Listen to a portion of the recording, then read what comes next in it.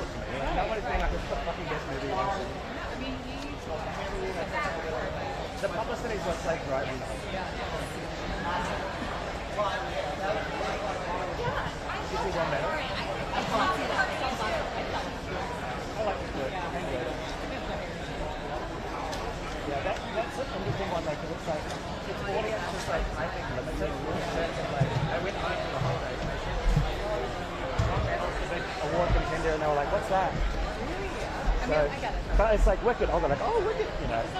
It's like Blockbuster. Come back a little.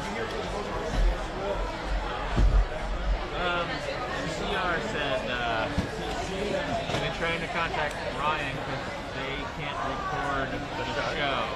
They don't get E. So I'm like, all right, I'll let Liam know. See if he can get in touch with Ryan.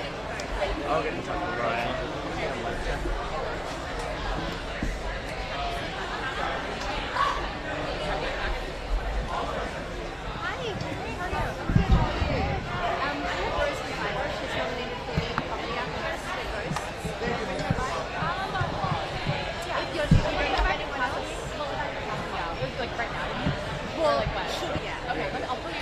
Wait a minute. Okay, perfect. Thank you. Hi, how are you? Good, how are you? Good, Rebecca. Yeah. Nice to meet you. Are you Australian? Anyway, Oh, you're an Aussie. yeah, sorry. Oh my god, sorry, I can't believe I messed that up. I get it every day of my life. Well then you're going to love the person I have. It's Rose McIver. She's the ghost. She's coming to tell you about the Sorry, I just... No, it wasn't. There's so many people. It was so kind. Of course, see you soon. Okay. I wonder if you guys want to talk to him as director of Visita. Like, yeah? She'll be here in like 30 minutes. We'll see. yeah.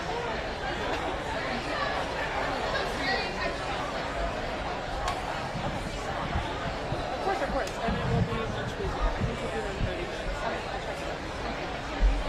What time did we start our live? 1:30.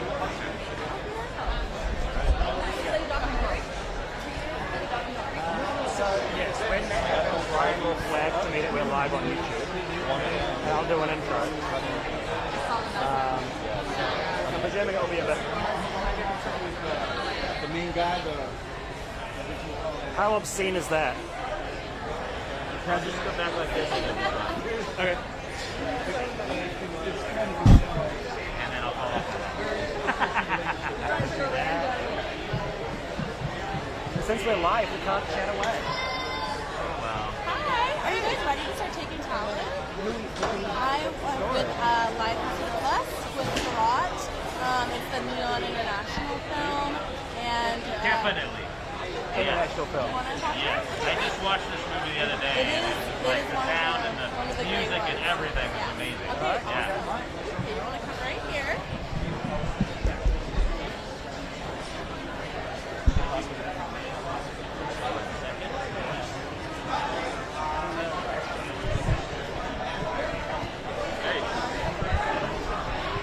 Hello, I'm Liam. Nice to meet you. Oh, welcome. My Well, welcome to the party. This is one heck of a party. How are we feeling? I'm very excited to be here. Isn't it just surreal what art can do, right? It can bring people from all around the world together, connect people. Why do you think this flick has resonated internationally, and was that the intention? Can you be more specific? Yeah, why do you think this has resonated around the world? Like, why do you think this international film has landed on this carpet here today? I think that it's a very powerful movie and it has a lot of emotional intensities and it connects a lot with the audience. It's amazing to see that the film is traveling and in every country people like it. Yeah. And of course, the sound is almost like an additional character, right, in a project. Do you think of it that way, and how do you know kind of what tones you want to set in at what time? It was difficult to find the perfect tone of the film, but we worked to have an immersive experience with the sound and make the emotional journey highlighted by the sound. Well, congratulations. Take it all in, and I'm sure you're going to have an exciting next few months. Thank you, sir. All the best. Nice to meet you. Thanks.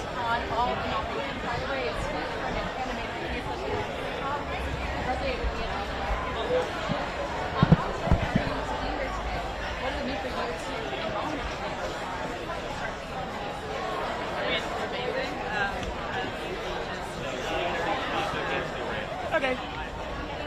That lighting would be better. On the star. Because that captures that. Yeah, it's a movie that's very personal. Make sure you extend that. They're crazy when they started out making it, so to make it to the end and have it resonate so much. That's what you want as an artist. Okay, I'm Gabriel Luna from John the Devil Disguise, John Wayne nominated for miniseries tonight. He's in The Last of Us also. He moseyed his way down. Yeah. If I bring him back? Yeah, we can do a couple. Okay, thank you. I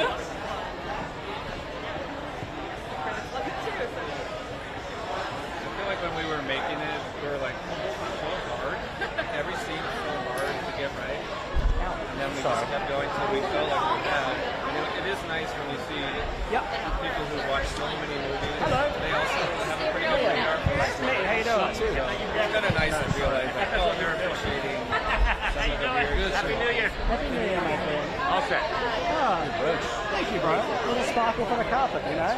Gotta bring the shine. What's up, man? It's been a busy time. Yeah, it's been this is early in the year to be doing this, but it's nice. Yeah, it is It's been rain, so that's good. Well, of course, like, it's the start of award season, and it's getting to be a good one for you. When the accolades are coming in left, right, and centre, right, and they're just throwing them at you, how does that not how do you not let that take away from, I guess, what the project means to you, if that makes sense? How do you find that fine line of keeping the the project personal, but also it's out of your hands? Yeah, no. This actually, it's a bit of a. Did the critics or fans notice anything within your performance that maybe you didn't even see? But you know what I mean? Like after it came out, people were talking about it, where you're like, oh, how did they even pick that? Maybe something you did, a facial expression, whatever it may be. Yeah, well, CCA was really sweet. And they gave me an award a few months back at the celebration of Latino television and film, and I guess the clip they chose was I guess one of the more kind of muted, simple moments, which I think this show's full of those. I think that's why it was really resonated with folks. It's kind of full of those very quiet, true kind of moments. We're all very proud of it. Well, it's also based on a true story, so it's like, you have a lot of that to draw on. But yeah, I don't know. It's something, once it's in the can, I kind of forget about what happened. Do you really? Yeah. And then you're reminded constantly for the next 3 months about Very happy, very thankful, proud of Patrick, proud of Michael Chernus, who's nominated as the lead, as John Wayne Gacy. We're in Ireland, who's also nominated. So just here trying to be the best cheerleader I can be. As you should, man. Congratulations. Taking every moment. Happy New Year. Hello. I'm Adriana with FX. Nice to see you. I've got that new Cisse from Alien Earth here. Interested in having a chat? Oh, sure. Yeah, we'll have a chat. Okay, perfect. Thanks. Thank you. Appreciate it. All right, Liam. Snap into it.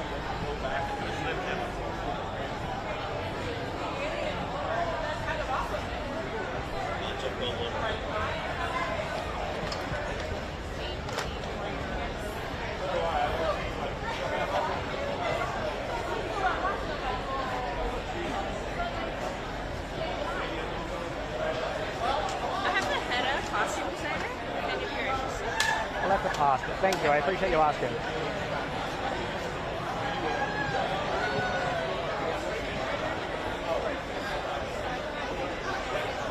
Okay, Ryan's seen it.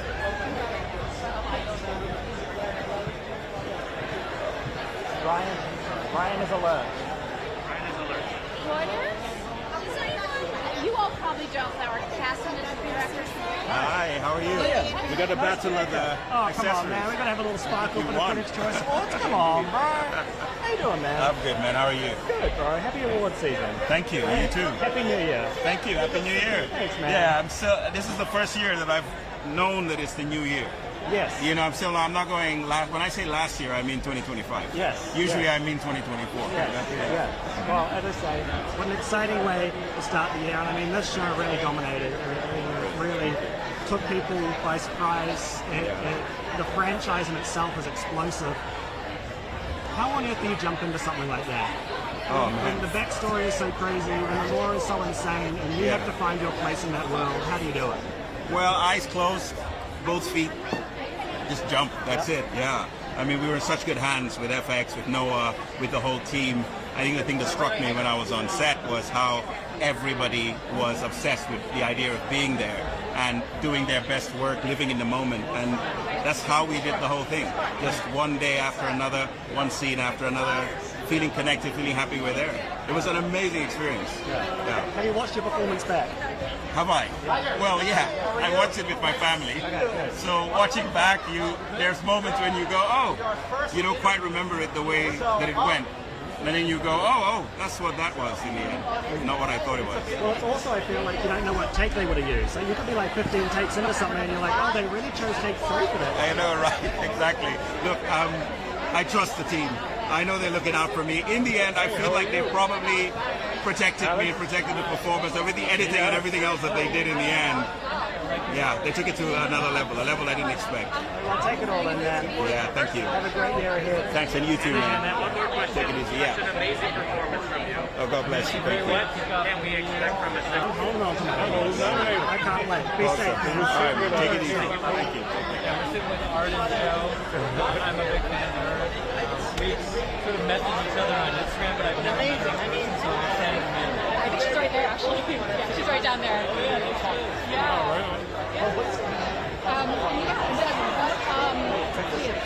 How was it like working on this, on your film? How was it? So much fun. My character is just so fun and ridiculous and silly and warm, and then he gets to be a coward, and he gets to come back and be, almost a hero. So it was so fun. And then Alex was just in there, we were playing around, and he, letting me know and encouraging. So he knew what he wanted, so we just got in there and was really playing. Craig, obviously. No, I mean, actually working with him was Hello, my friends. I just thought I'd pop in and say hi. I'm Liam McGill with the Associated Press, and this is the 2026 Critics' Choice Award. Now, award season is well and truly underway, and this is a great precursor to kind of know what films, what TV shows we're going to be talking about over the coming months. Of course, then into the grand finale of award season, the Oscars come March. Now, stay tuned over the next few hours. This is going to be a raw, unfiltered look with just this one camera of everything that goes on here on this carpet. So you're going to be getting it live as it happens. Stay tuned to the AP. More to come. That's great, man. Welcome to the party. Thank you so much. You've had one heck of a year. how on earth are your feet still on the ground? If I was you, I'd be on Mars. I almost am. I feel very, very lucky to be here, and for me, it took off very quickly, and to have this kind of all come up so quickly and so fast, it's overwhelming, but I have so many good support systems, and I have so many people that help keep me grounded and keep me from becoming overwhelmed, and yeah, so I feel very lucky to have relationships in my life. And at what point did you realize that your performance had resonated? How did you know? What was that telltale, like, oh, okay, this work is speaking to people?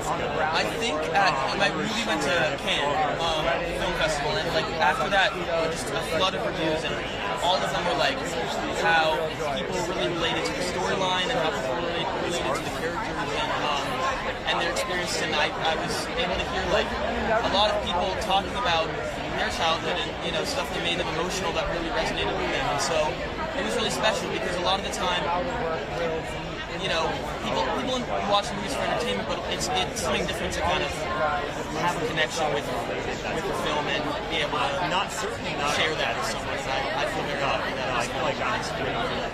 Is it crazy to think this is only the start for you? Is it crazy to think that this is only the beginning? Yeah, it's I'm really looking forward to what's to come, and I can't imagine where I'm gonna go. And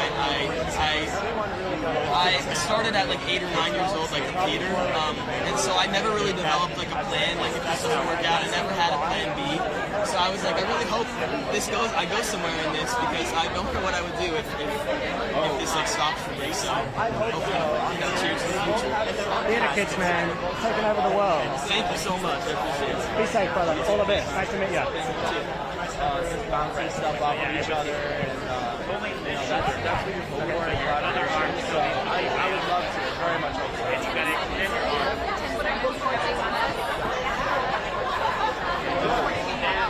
Yeah, I mean, it's such a strong energy.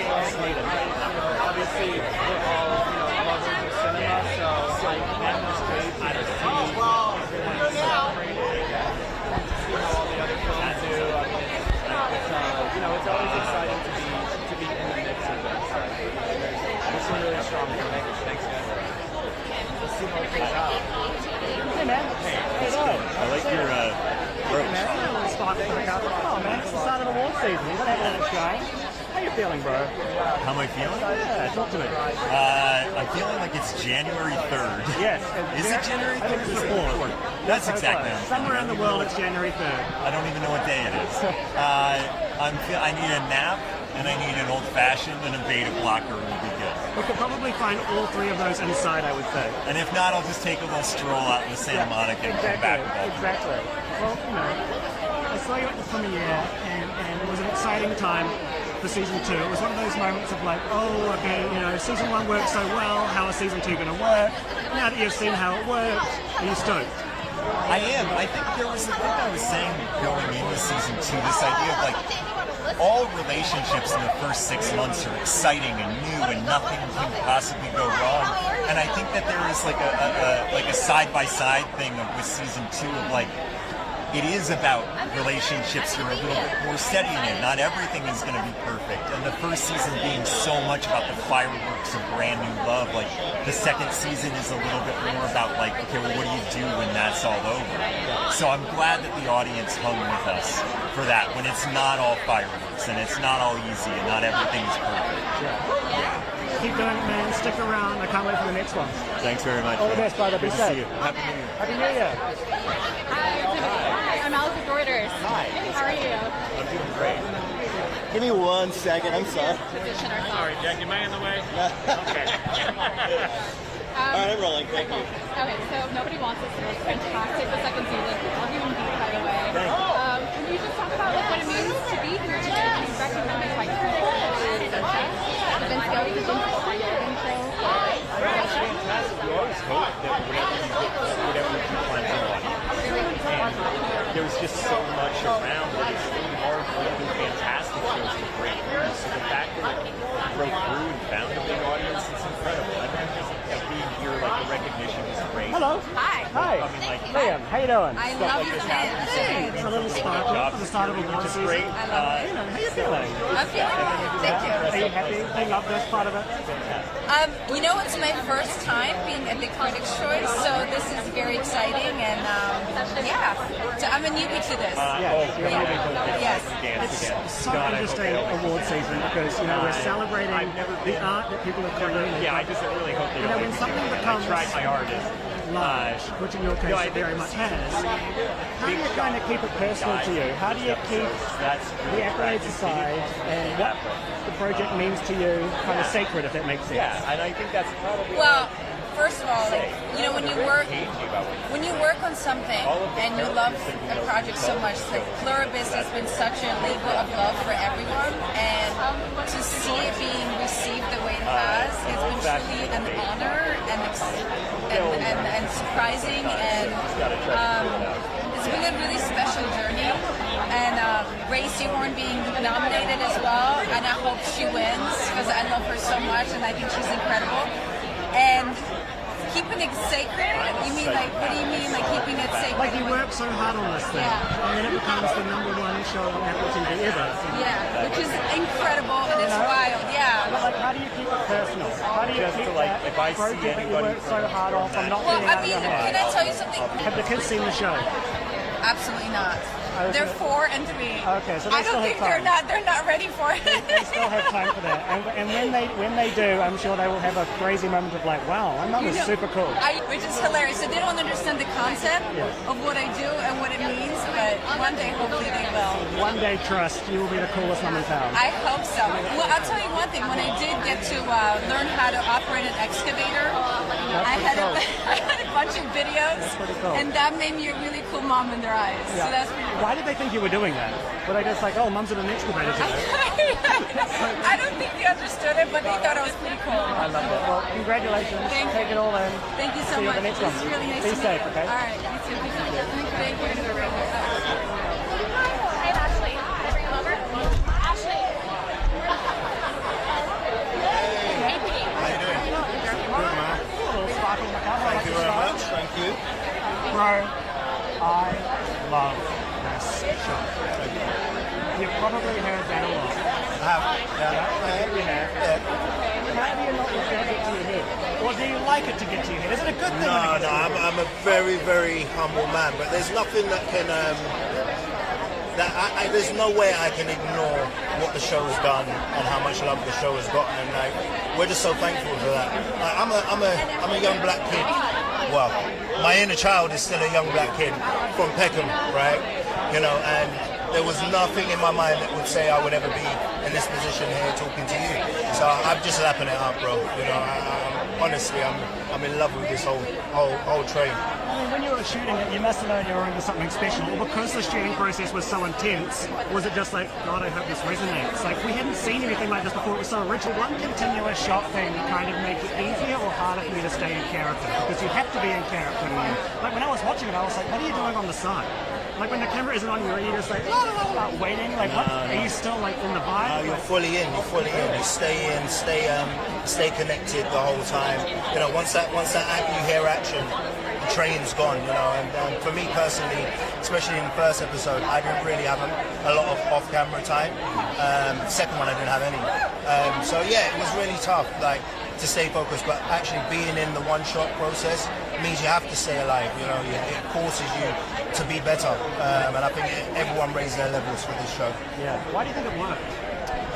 Point, like, have the conversation. What are you watching? What are you consuming behind that bedroom door? Exactly. Because, I mean, in this case, look where it could lead. Yeah, exactly. I mean, that's exactly it. Well, take it all in, man. I can't wait to see. Thank you very much. All those next few steps take you. Thank you. All the best, man. Be safe. Happy New Year. Thank you.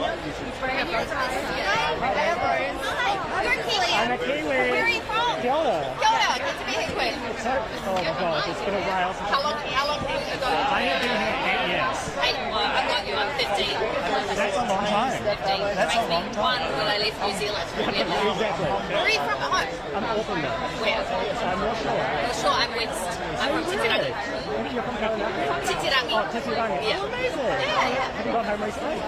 No, I'm due for a trip home. Can you tell? I'm like, Kiwi. No. I'm going back in March, I think. No, literally, every time I meet someone, even if it's from Australia, I'm just like, oh my god, an accent. Yeah, little sense of down under, isn't it? I was just home for Christmas and it was glorious. Oh my gosh, it was great. Beach? Which beach? I went to Takapuna Beach. I went to Marangi Bay Beach. I did all the spots. Perfect. I just wanted a view. Yeah. I'm overlooking at concrete. Yeah. I wanted to go and see like some ocean. Yeah, exactly. See the sun, that harsh sun sparkling on the water. Yes, that sunburn was crazy. But it's good to see you here. You too. And I think I want to start with the Kiwiness of it all. Because New Zealand plays a big part in kind of how I work. My New Zealandisms and the Kiwi in me comes out a lot when I'm doing these things, and I think it works to my advantage. How does your Kiwiness work to yours? In general, I think people find it so funny. Like, you don't have to really be doing much, and just talking, people think you're a bit funny, so that's been helpful. It's like a bit of a leg up in that way. It's not as helpful when you're trying to be taken seriously or with any sense of authority. Have you found that? Like, sort of speaking as if you know where you're going in an airport, that kind of stuff doesn't really fly. But, and also, it's not helpful when I improvise, because it's not necessarily the accent that throws me, it's the things that I say. Like, a good example is when they say, how are you doing? We say, how are you going? They don't say, how are you going? So it's like, even if the accent's fine, the New Zealandism fucks me. Excuse my language. That's us, we're Kiwis. That's New Zealand if we've ever seen it. But that's so fascinating. What do people back home think of all of this world that you found yourself in? I mean, like, my family's, and my best friends are still my family, my best friends, they're all like, you know, when they've come out and seen things, sometimes they can find it novel, but it's like, it's all exactly the same when I'm home, and we're doing a wasgidge around the fire in Waiheke, and, you know, it's like everything changes, but nothing changes. I also feel like being from so far away kind of gives you a good perspective of how big something can become. Like your show, for example, like is worldwide, right? People on every corner of the planet are watching it. Does it kind of give you that perspective as well, of like how big the world is and just how far your art can go?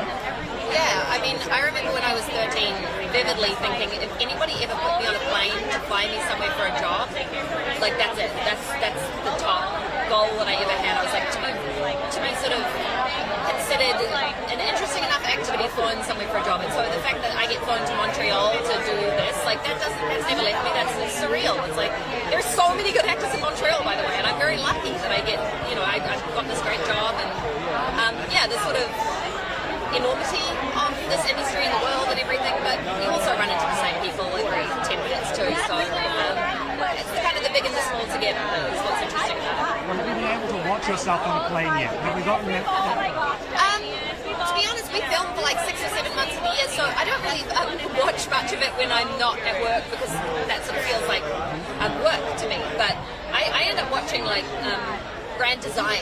That's my favourite show. I love Grand Designs. On my way to New Zealand, I was just watching Grand Design New Zealand. It's unbelievable. Where do these Kiwis get that money? It's insane. Or I watch old Gordon Ramsay or Anthony Bourdain do a lot of those kind of shows. They have a very similar television. Oh yeah? Television watching right there. Yeah. Anyway, take in today, enjoy every moment, and get home. I really appreciate it. Nice to meet you, man. Pleasure. Be safe, okay? Take care. All the best.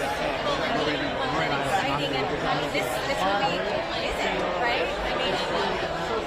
I guess there's a part of me that felt quite jaded, that we're always fighting for education, we're always fighting to pave the way. Well, this is a party and a half, isn't it? Happy award season. Thank you.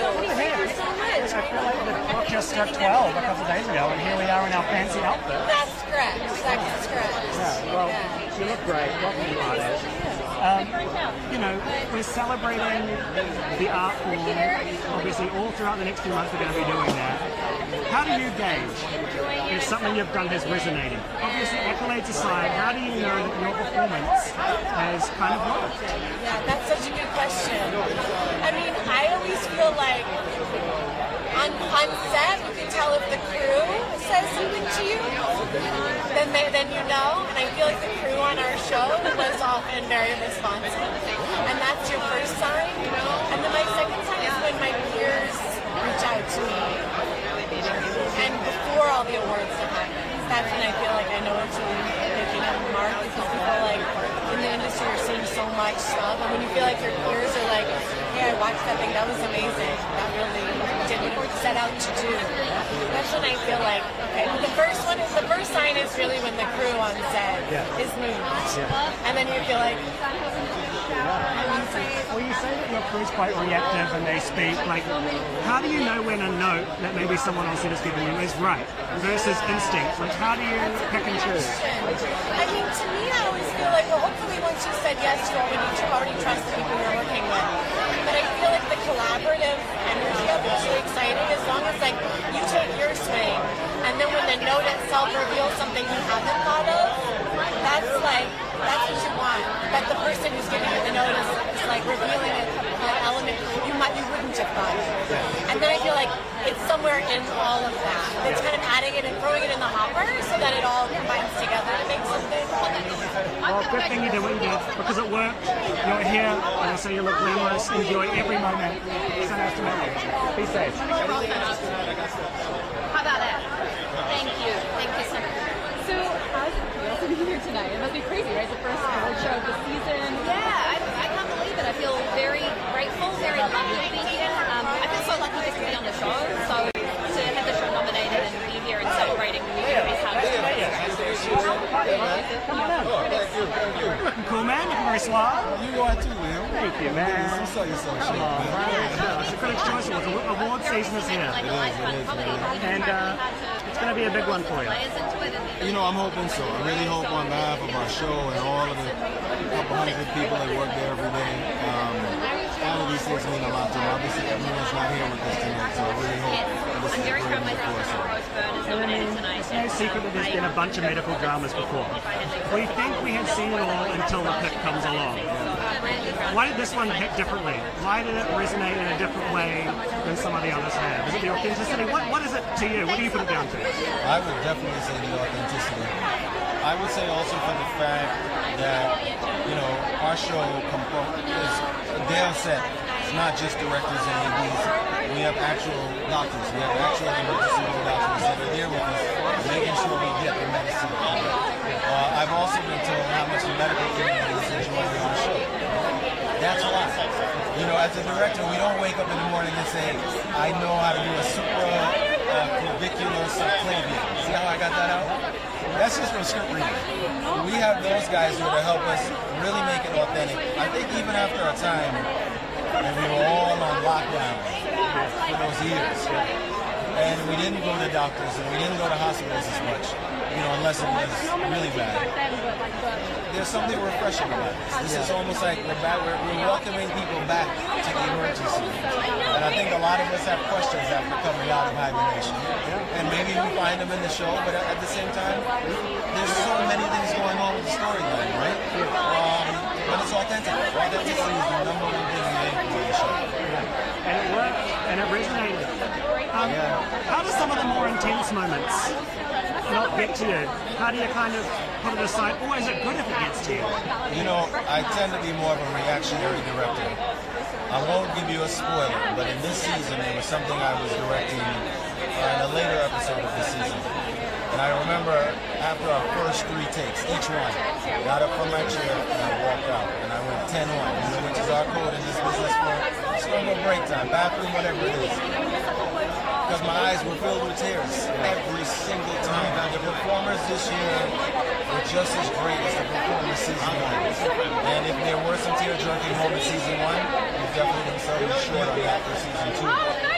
And in dealing with those moments, because the medicine is right, because the doctors are there, and we now, as human beings, are directing a scene.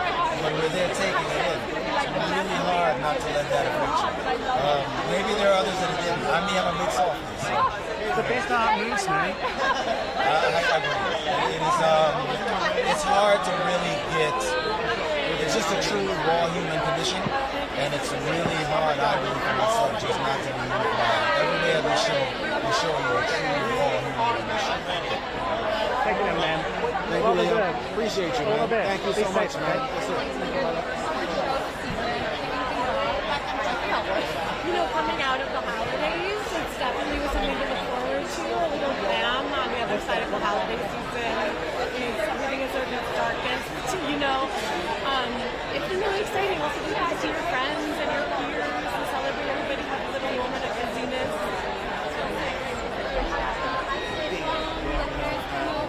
We snuggled up and watched all of our singing counterparts perform at all the holiday performances for Christmas and New Year.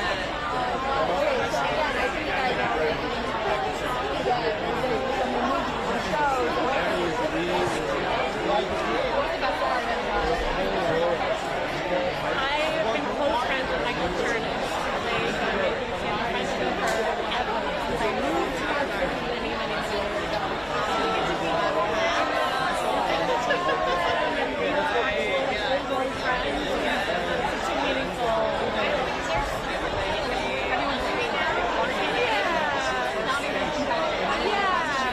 Thank you for joining us. If you are joining us on YouTube, we very much appreciate it. Stay tuned for this raw, unfiltered look at the Extras Awards. Coming up next, we have the voice trio behind the three voices capable being hunters.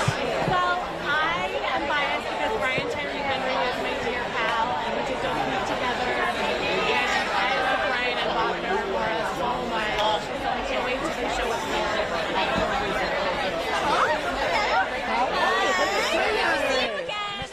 Oh my gosh, thank you so much. So deserved. Hi. Hi. I'm Liam. Jiyoung, nice Hi, to meet you. Liam. Hey. How you doing? Nice to meet you. Nice to meet you. You guys look amazing.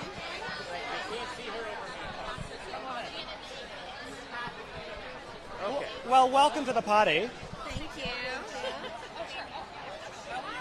I feel like the last few months for all of you has just been so insane. No, I'm literally like I just got back from Italy, and so I'm on like 3 hours of sleep right now. I'm not quite sure, but we're here.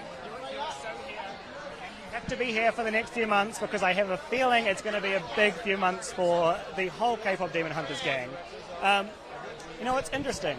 I've spoken to a lot of the people that have worked on this, and I just get a little bit icky when the conversation turns to how big something gets. Oh, it's doing this, it's breaking records. Yes, it's good to talk about that. But how do you not let that take away from what it means to you, what the project means to you? You know, all the outside noise.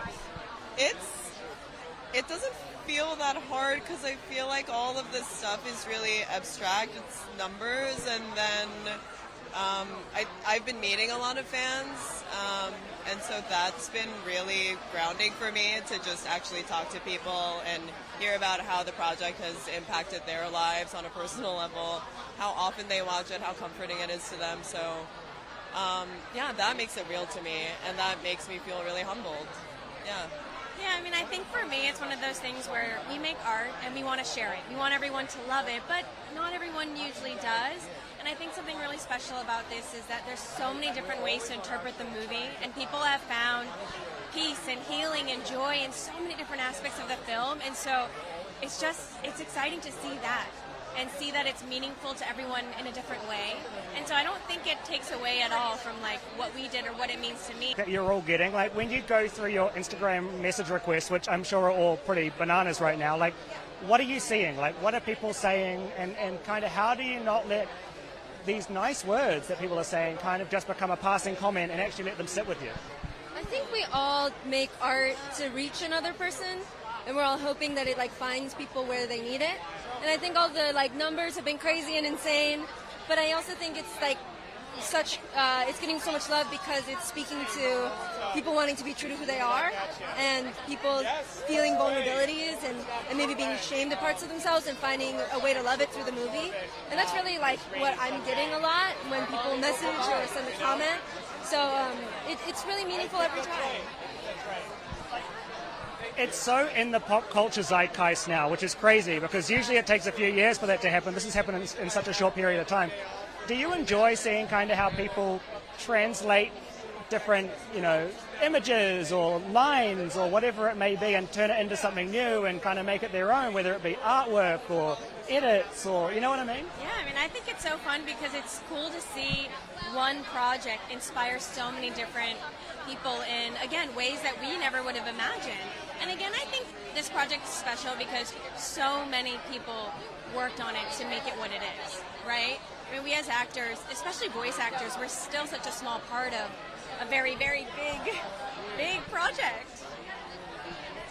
it's so crazy, as you say, just how big it is, and all of the different pieces of the puzzle coming together to form this one thing. It really is like a puzzle, right? Like piece everything together. Well, I'm so thrilled for you. Take it all in. I can't wait to see where the next few years takes you, and so lovely to see you. Be safe. Lovely to see you, okay? Be safe, okay? Happy New Year. Bye. Happy New Year. Happy New Year. My family for a bit, and so it's a blast.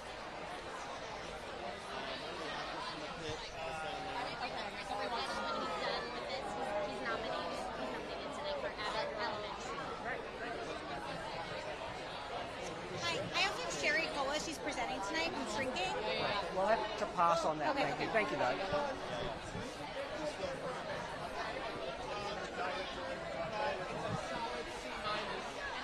These two. I then have Perry Preston and for Elspeth. Perry Preston. No? Okay.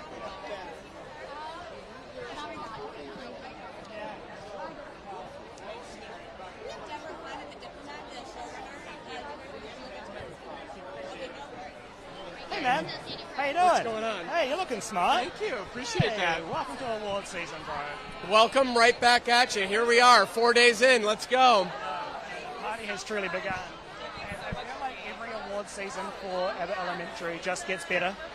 It's pretty insane because usually when a show has been around for a little while, you know, not that it gets forgotten about, it might get a little stale, but it's not as in the zeitgeist as much as this show has been. Why do you think it's stuck around? What's the secret sauce?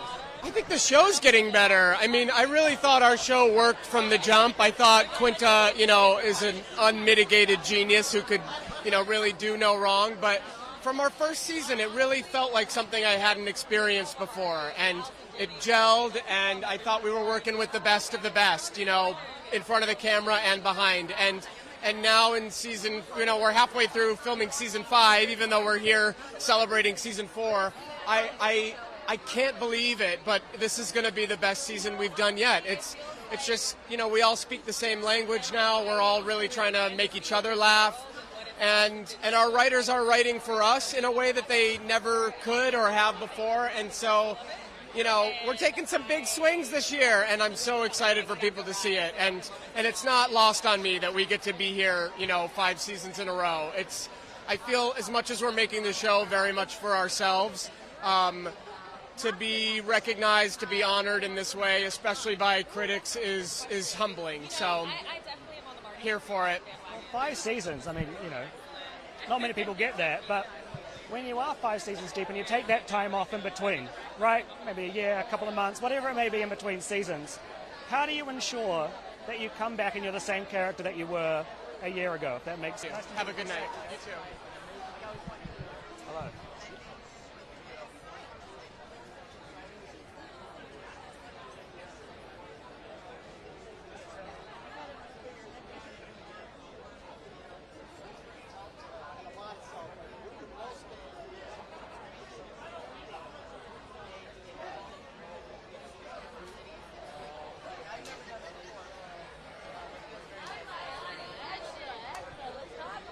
And what are you looking forward to tonight? Like, you guys are I'm hoping. I have my date my director, Diego Glenn, it's my best friend.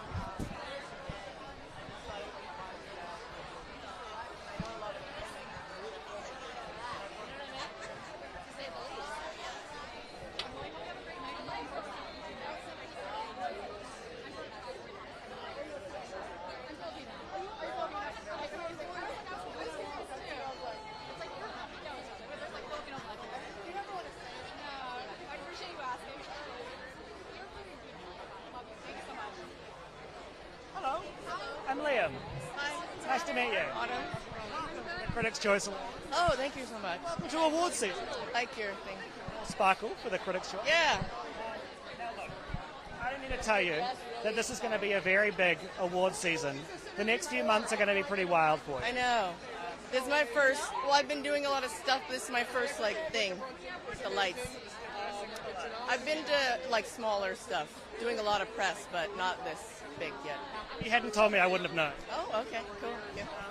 Now look, you're going to hate me for this, but I watched this on a plane.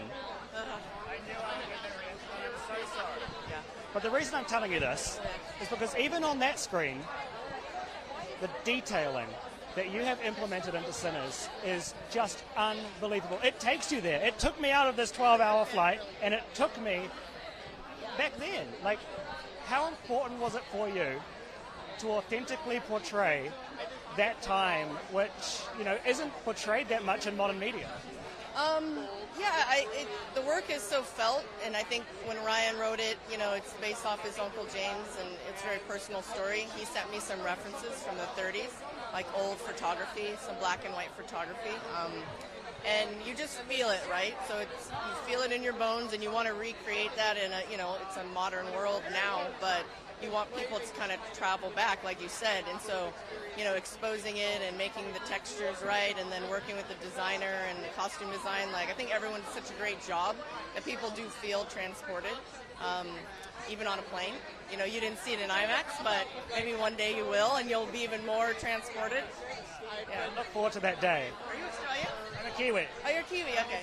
So that's why I had a long flight. And it was literally, I was on the plane yesterday, and I was like, I feel like I'm going to be interviewing a lot of sinners. I was just in New Zealand, and I saw it, like I put it on Air New Zealand, because it was playing. You threw it on the plane? Yeah, well, I saw someone else watching it, so. I went to New Zealand for a commercial that I was shooting in Cadrona. So you've been keeping busy? Yeah. Has the phone been ringing off the hook since this film? I mean, I'm doing a lot of press, so I'm just fitting commercials in where I can, but it's been fun. I mean, you know, when things like this happen, you get more phone calls. Yeah. Was there like one object, one piece, one thing that when you added it, everything kind of made sense? Is there something that sticks in your mind of like that thing that kind of just unlocked the door for you? I think because Ryan and I shot on film, the last movie we did was Wakanda Forever, which was digital, and it was very important for him to shoot on film. I love shooting on film, it's my favorite way to shoot, and then having, you know, a new format, IMAX and 65, like, you were just excited every day to play, and then, you know, you're there and you're, you know, metering, and then a day and a half later you actually see exactly how it's developed. And that's special. It really makes you feel happy. You know, it's a happy feeling to shoot on film. Yeah. I mean, obviously, juke joints in the story are portrayed as like this space of joy, right? This place where people can let loose, kind of let go of their worries. How did that, I guess, depiction kind of deepen your appreciation for what a juke joint was back in these trying times? Well, we make our film with friends, right? And, you know, family. Ryan brings his family. And I make my film. I work with the same crew, like, the last 10 years. So, you know, we're having fun on set. Like, music is playing. You know, we do a lot of rehearsal and kind of figure it out with the choreographer. And, you know, the space feels real. Like, Hannah is so amazing at building real sets. And then working with my gaffer to make sure that the lighting feels, like, realistic to the time. So you do feel transported just being on the set, and then you're making with people you like, that you're laughing with, and, you know, sometimes dancing with. So I think people feel that in the movie. It feels like a movie made by people that liked each other and had a fun time. Yeah. And, you know, this is going to be one of those films that people watch in 20, 30 years' time. Like, it's going to age very well. Did you know that when you were piecing these things together? In every moment of the next few months. Congratulations. You're lovely. Lovely to meet you. All the best. IMAX. I promise you. Hello. Hello. Hi, I'm Liam. Nice to meet you. Love this party. Thank you. Now look, we're here at the Critics' Choice Awards. It's very loud. It's very hectic. Yeah. Just the way it should be at an award season. Exactly. It sounds like, you know, a film or TV set. You know, you don't do it for the awards. You don't do it for the accolades. But it must feel pretty good when they come your way. It's okay. It feels pretty okay. I mean, a couple of seasons deep, like, how do you make, because you knew it worked, how do you make sure that you weren't just repeating yourself? Oh, fans like this, so we better do that again. But how did you make sure you were creating something completely original for the second go? Well, we have an amazing showrunner, Jonathan Tollins, and he has assembled an incredible writing team. So it really is all about good scripts, you know, and our show is fun because each episode is a new kind of universe in New York City. So it doesn't get stale because it's a fresh new take, and we get fresh new guest stars every week, and that keeps the show, I think, you know, on its toes. The city's a character in itself. Yeah, the city is a character, and my character is in love with it, you know, and that's like that's the love of her life is, you know, New York City and this job that she has, trying to put criminals away. It's a good job. It's a dream job for me too. You play it well. Thank you. So nice to meet you. Nice to meet you. Congratulations. Thank you.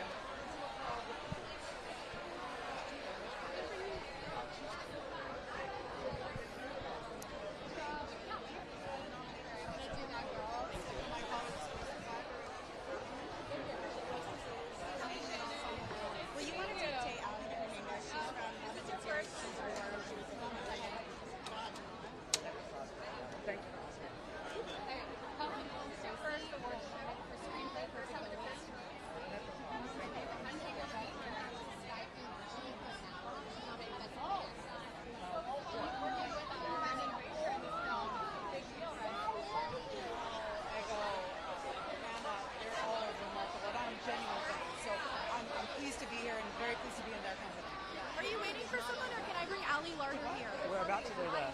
Great. Okay. Do you want her up there or no? Who's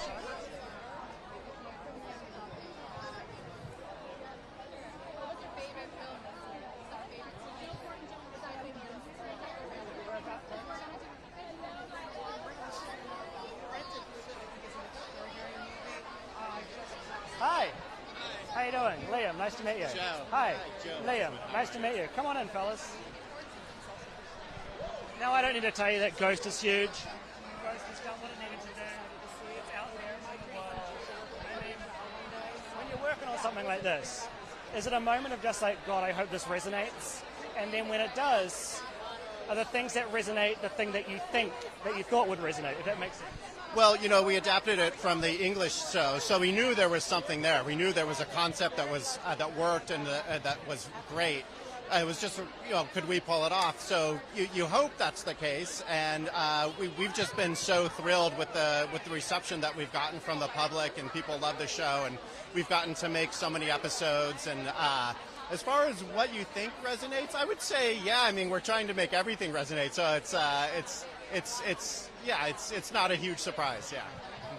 Go online and see what the fans are saying, or do you try to keep that out of sight, out of mind? Like, what's your relationship to kind of having that wall between you? Yeah, like incessantly. I definitely check it out. I don't know. I like to see what the response. You know, when you're writing a television show, it's not like doing live theater or something. You're just sending something out into a void.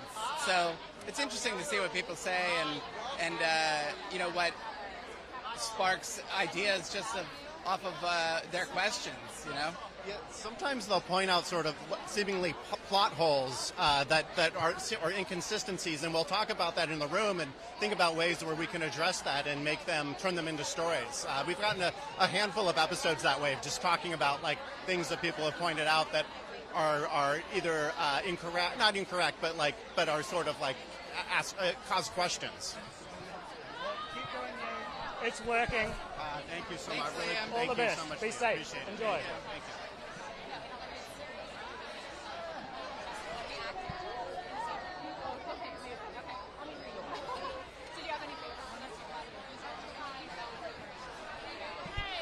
Hello. Good. Good to see you.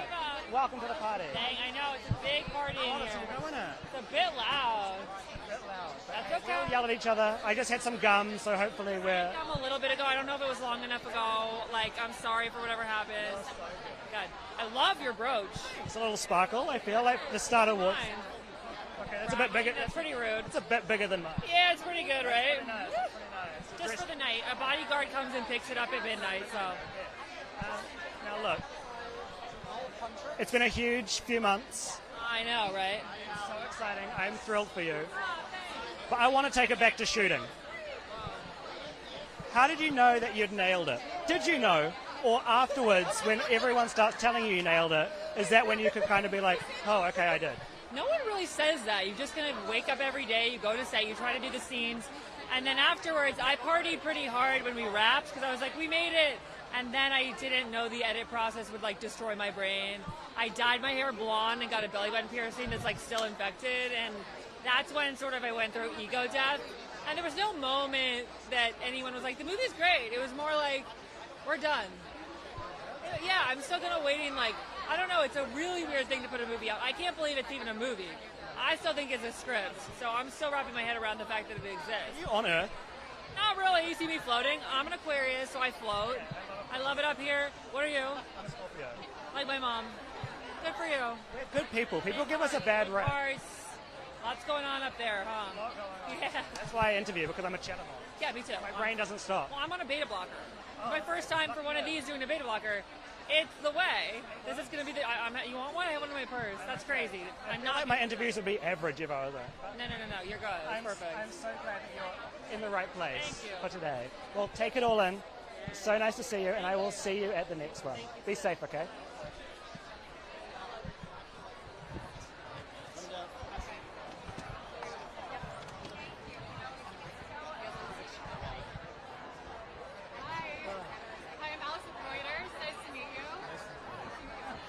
Thank you so much for doing this. How exciting is it to be nominated and be part of, here at the Critics' Choice Awards? It's a great honor. This is my first time in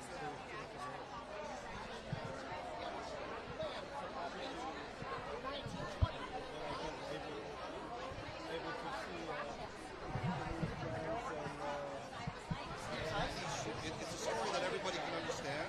We just weren't sure if people were going to get it that way. If it was always going to be looked at as Hawaiian creative, Hawaiian written. Coming up is Huntrix.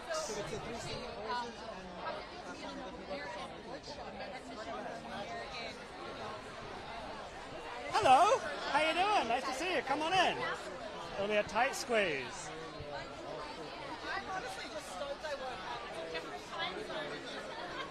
Come on in. Be with me. Hello. Hi, everyone. Hi, superstars. Happy New Year. Happy New Year. Come on in. Come on in. Now, look. You don't need me to tell you how crazy things have been, how unbelievable things have been. But I'm curious how working on this has kind of shown you what you're capable of in terms of doing your own thing individually, because I know you've all done your own solo music. Like, what have you been able to take from this that'll kind of help you in your own worlds? You know what I mean? It's a great question. I really feel so inspired and reinvigorated with seeing just not only the film, but the impact that it's had on so many people in so many different communities. I would say I just feel really energized to... I've always believed this, but I think it kind of reminded me that art really does have a place in impacting the world that we live in. So I would say that I just feel really, really grateful to be able to be a part of that movement. Yeah? The music has become, I don't know, it's part of people's worlds now, right? People are playing it at their weddings. They're playing it at their birthday parties. I was just in New Zealand, and as the clock struck 12 for New Year's, Golden played. Like, it has really become one of those songs and albums that have kind of given people lived moments. Is that kind of weird to put your head around, that people are experiencing life with you as a background? About how this has helped you, and I'm sure it's helped all of you in various ways, as it has obviously with the fans. But the conversation has very much become around, oh, it's the biggest Netflix movie, it's so huge, it's the biggest thing we've ever seen. How do you not let that and the numbers and the accolades take away from what it means to you personally? How do you keep it sacred?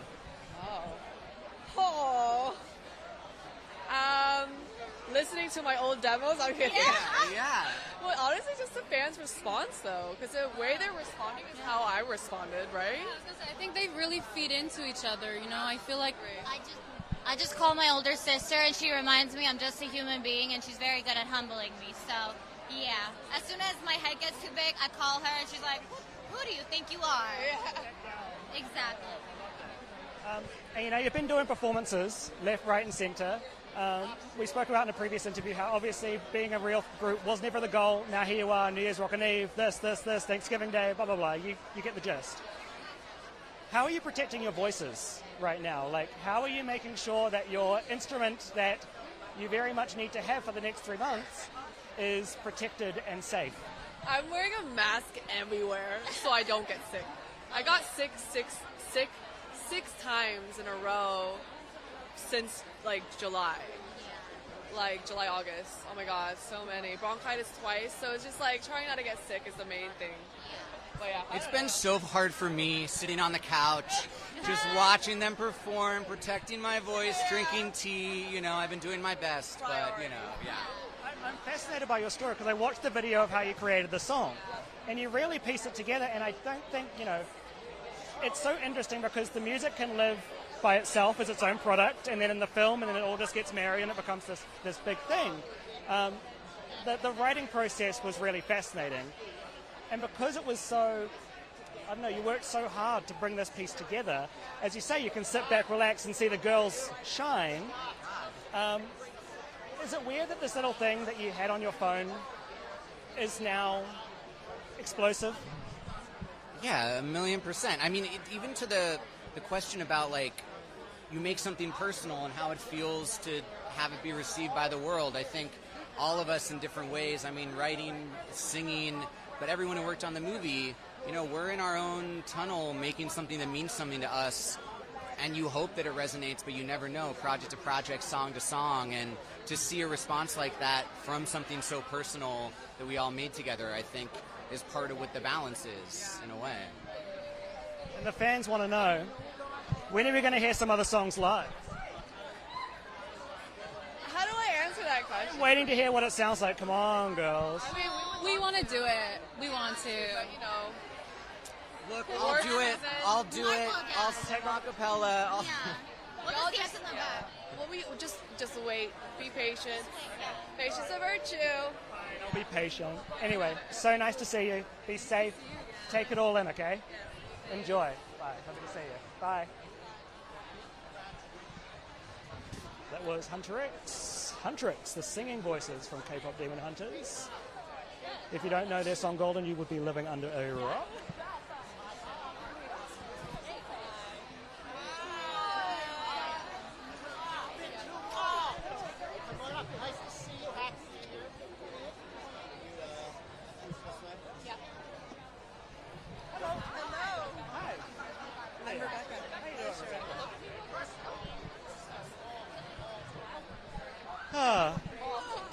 Here we are. Look, huge year. Your face is everywhere. We've seen it. You know, it's. What's it like when you work so hard on something, and then it's out of your hands, and then there's perception, and then there's people kind of speculating what this means and this means? Does it just make you feel good that you, I guess, crossed your T's and dotted your I's on set? You know, so many things need to go right for a comedy especially to come together and be successful, and Ghost is that kind of once-in-a-lifetime job and ensemble and group of family now, the cast and crew, that it just and it's beautiful writing. It's a beautiful concept that was started by the BBC. Just it's a great joy. So thank you for saying that it's come together, and we've dotted our I's and crossed our T's. It feels that way. It's a great pleasure to perform, and getting recognized for playing this role is a cherry on top. How do you know that you'd nailed it? Or did? And enjoy award season. Thank you very much indeed. Have a great night. Bye.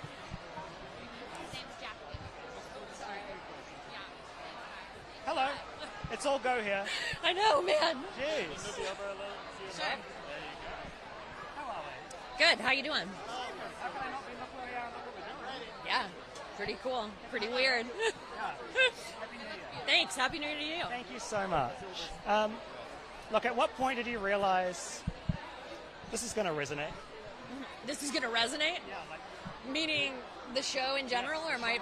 You know what?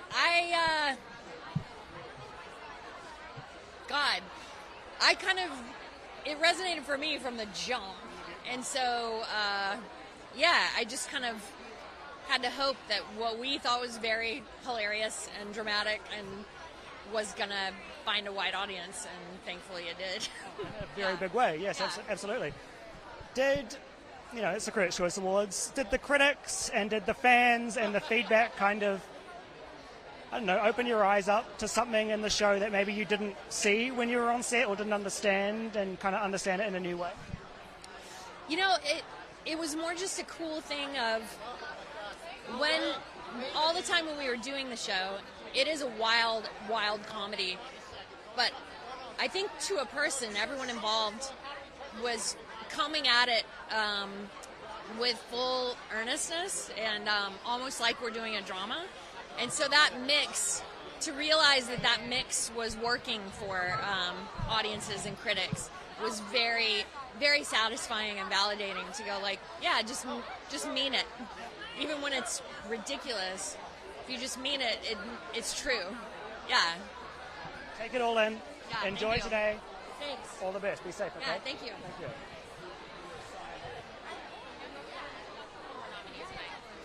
Hello.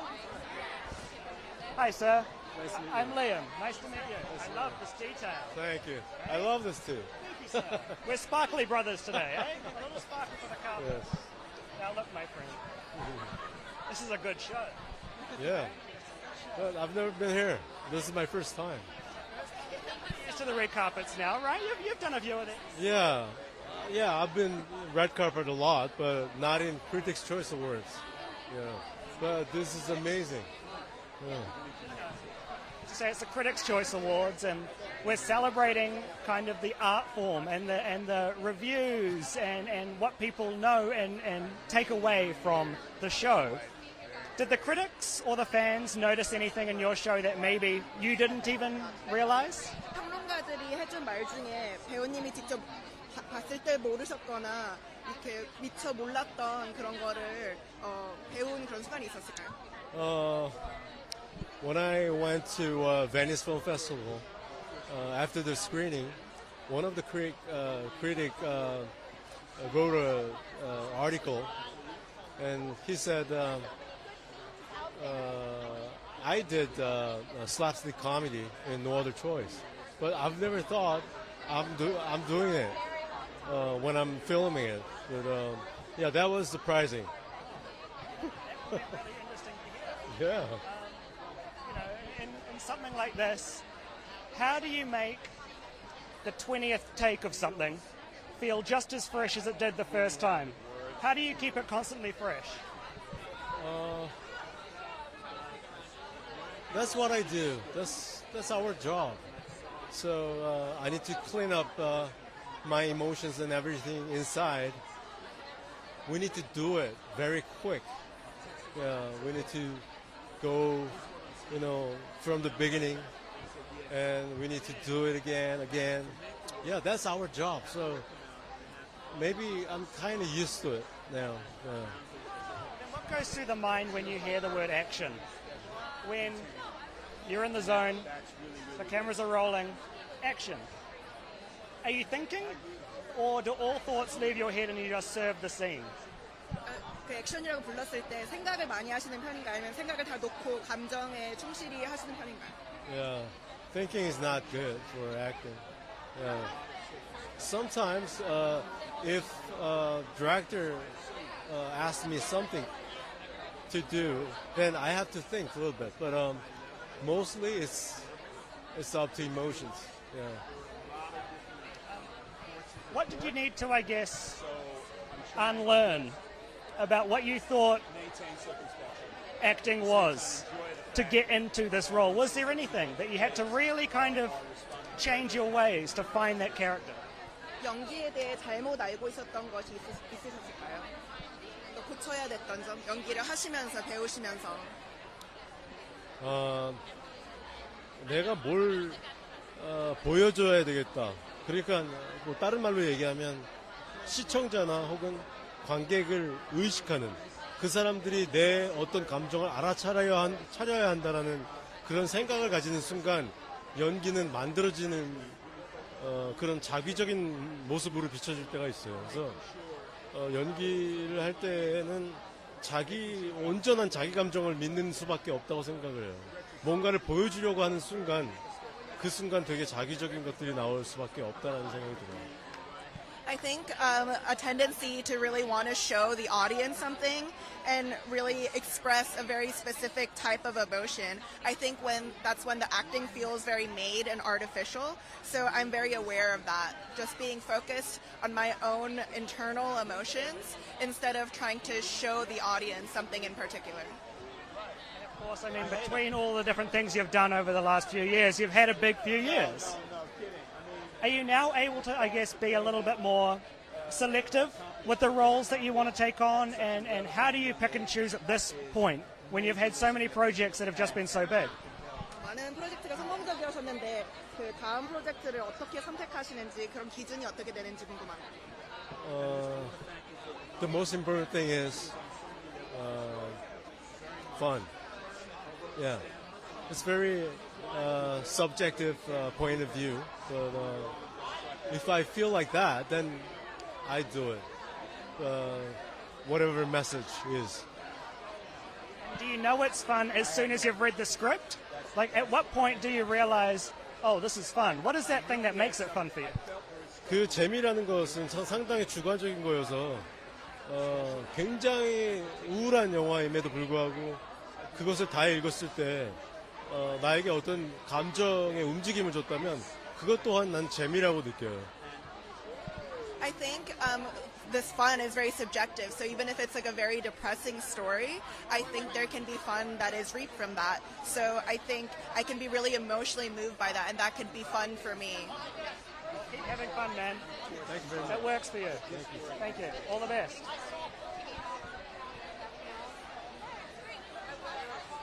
Hello. Sure. Director study. Pardon? Director study. Amazing. Together or separate? We can have together.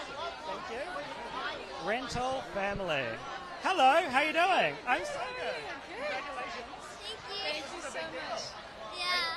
I love your dress too. You came dressed for the occasion. I know. Yeah. To me, what have the last few months been like for you? And what's it like coming to something like this? And some of the biggest stars in the world are fans. They've seen the show. Do you know what I mean? Is that crazy? It's crazy because I'm a fan of them, and if they know me, it's amazing. Who's your favourite one so far that said something? Sorry, one more time, please. Who's your favourite person that said something to you that you're a fan of? So many. So what was the question again? With all the stars here, like, has anybody that you're a fan of come up to say hello? Oh. No. No, so I misunderstood your question. Okay. Look, I mean, it's one of those events where there are so many people that you look up to, and this is only just the beginning of your career. Do you aspire to be like some of these amazing people? Because, I mean, you've started pretty well. Yeah. Yeah. This is quite special, right? Yeah. We're very proud of her, and I'm so happy to be here to support. Yeah. Talk to me about the proud factor, because you work so hard on something. Obviously, you saw something in the talent, and then for it to be rewarded in this way, it must be a pat on the back for the talent, but then also a pat on the back for like, oh wow, we really made this thing together. Yeah, the rental family, it's been a quite long journey, but when she auditioned, she was only 8 years old. And now she was 9 when we shot the movie, and now she's 11. So it's been a bit of a journey, but the movie's been really resonating with a lot of audience around the world, and Brennan has done an incredible job. So we're just so proud to be proud to be here, and that audience, loving our story. Take in every moment. I hope you enjoy everything that it brings for both of you, and all the best, okay? Happy New Year. Thank you. All right.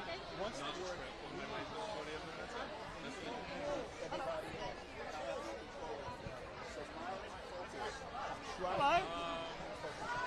How you doing? Sparkle, sparkle, sparkle. I'm upset. Oh yeah, gotta bring the sparkle. You have to have sparkles on the carpet for Critics' Choice. Come on. Now talk to me. You know, the big telltale for a good actor / actress is, I think, the face, right? How they move or don't move the face. How do you not overthink that? When you've got a camera right here, how do you not get in your head about, oh, my face is doing this right now, you know, this angle or this? You know, sometimes I imagine that the camera is another person in the scene. You know, that they're just there to supervise and observe. But you have to cut out the noise and you just have to focus. And one thing about working on Matlock with Kathy Bates is you have to be an active listener while also feeling all your feelings and knowing your lines. And it is an art form. It's why we're here. It's why we're getting awarded for this type of craft, because it isn't easy. We make it look easy because we're having so much fun. But yeah, it takes a lot of work. You have to consider everyone's role, from lighting to hair to makeup to wardrobe to sound. It's such a collaboration, and I'm just so happy to be the one to deliver all of everyone's artistry, because I do not wake up like this, okay? I've been speaking to that a lot tonight about how these projects are just like a puzzle piece that everyone plays a part in, and then you just see the end result, and somebody might just watch it over dinner time. Somebody might watch it with their coffee in the morning. Like, you know what I mean? Like, you don't know what the vibe is. Are you thinking at all about the person beyond the camera, or are you in the moment just thinking like, I want to be in this room and not think about the millions of people sitting on the couch at home with their snacks? Yeah, you know, for me, when I am in a scene, the conductor doesn't conduct to the audience, right? You have to go towards your orchestra, and that is my crew. And that is the writing, and that's what I focus on. I have to turn my back on the audience in order to make music, in order to make magic. Because you have had that time, you put in the 100 hours plus, you were working at Paramount, you were doing this, you were doing this. It prepared you for now. Do you think all of that grinding has prepared you for this moment? Absolutely. Everything. Every no, every yes, every time I packed up a truck to move and relocate, quit one job for the next, swap side jobs to survive. All of those got me here to this very moment. I have zero regrets, and I'm just enjoying the ride. And it feels like Cinderella, except this heel is not coming off. You look like take it all in. Love you to see you. Be safe, okay? Thank you. All the best, okay?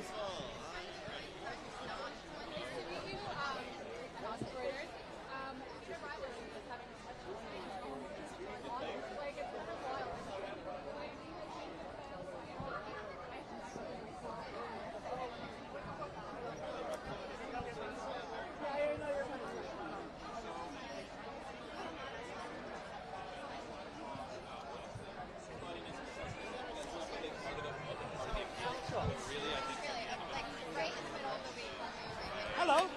How you doing? Good, how you doing? Good, man. Nice to meet you. Love the sparkle. Come on over here. Talk to me, man. I mean, devil in disguise. I mean, you can't miss it. It's everywhere. When something becomes explosive in the way that this project has, how do you not overthink every little thing you did? Are you picking it apart yourself in the same way that the fans are? Well, because this... do it justice, right, for the victims. How do you not let the rough moments get to you? Or do you think it's good when it does? I think, of course, working with subject material like this, subject matter like this, the darkness is always going to be present and seep in. But my whole family moved with me to Toronto, where we shot the show, and our daughter was like 1.5 at the time, and so every time I came home from work, I had to just drop it all and just be a dad and be a husband, and yeah, so it really helped to be surrounded by love at home when I was done shooting. So interesting, and then you step back into it, and it's just like, holy, like, you know, wow. Yeah, I mean, in my opinion, John Gacy, who I played, was so detached from the reality of what he was doing. I mean, you and I can't even understand that, but I think he was so compartmentalized and so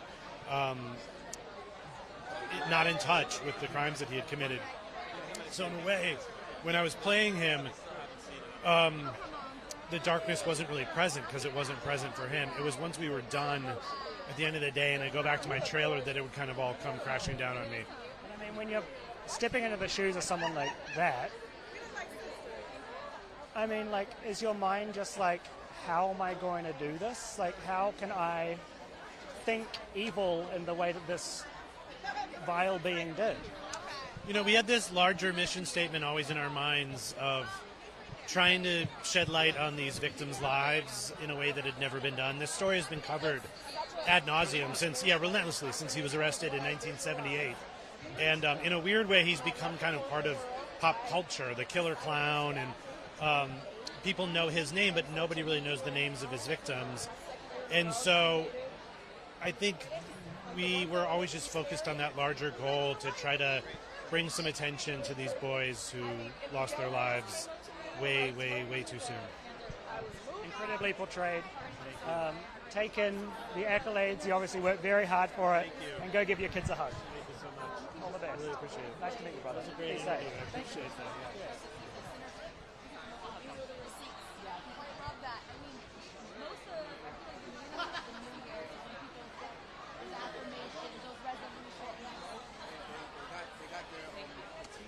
Hello. Hi, I'm Liam. Liam? Yeah. How are you? Good, man. How are you? Irish? I'm a Kiwi, New Zealander. Oh wow. Okay. Where your people from? New Zealand. No, but where your like people before them? Oh, like the ancestor. Because Liam is, I don't know, Gaelic or Scottish or something. My last name's McEwen, so. Oh, totally. Scottish, Irish, something like that. I have no idea. All I know is I'm a proud Kiwi, and that's all I've ever known. Good for you, man. Thank Good you, for man. you. Hey, it's nice to meet you. God bless you. You too. Are you just on cloud nine about how the last 6-7 months have played out? I'm I'm deeply gratified, and I'm deeply thankful. I'm past a certain point. I don't have the words. I can't articulate how moved and moving it is that this work is eliciting the kind of response that it has. Did you know that it would? No. It was really special and interesting to see a really interesting period of time be represented. Historically, you mean? Absolutely. Be represented in a modern way. No question. I felt from the first time reading this script that it was a very, very contemporary story. And so to hear you say that, it just kind of corroborates once again what I felt initially, because it is one of the genius aspects of this work is that even though it's set in 1932, it is very contemporary, and that's one of the strengths of this film. I mean, it's definitely going to be one of those films that people study for decades to come. I hope so, knock on wood. People are going to be talking about Sinners in 20, 30 years' time. They'll be watching it in film studies. They'll be talking about it because there is so much to unpack with it. Yes, there's the racial history. Cinematography is beautiful. Acting is amazing. It just comes together, creates this puzzle that we haven't seen. It's a multi-level puzzle, right? It's a multi-level, a nuanced puzzle. And I want to say each component is kind of prodigious. As to your point, it bears unpacking and looking at it and re-examining it and reassessing it. It has that kind of heft. Well, I hope everyone involved keeps telling stories that matter. All day long, man. Thank you. For your time. All God the bless. best. Bless you, man. You too, Enjoy man. award season. God bless you. Cheers, Thank you man. very much. Hi.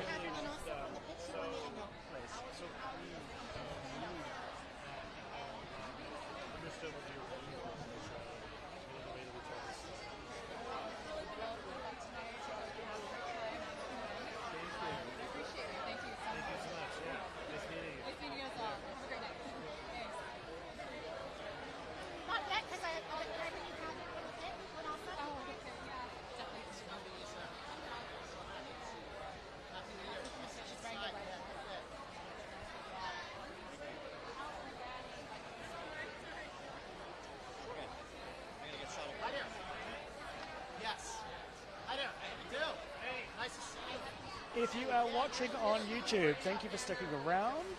A couple more hours to go. We've had some good looks so far, some interesting conversations.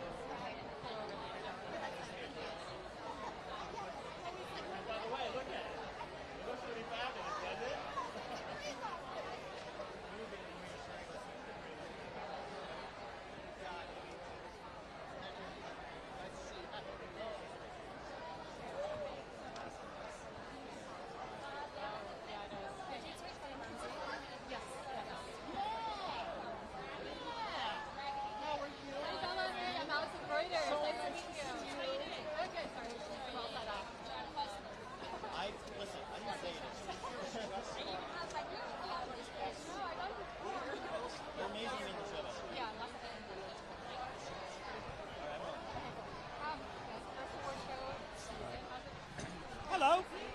How you doing? Come on in. I'm here. Happy New Year. Thank you. How the heck are we? What'd you say? How the heck are we? We're very good. I see my pals, Alicia, Sky, looking for Rhea. It's a reunion. I know.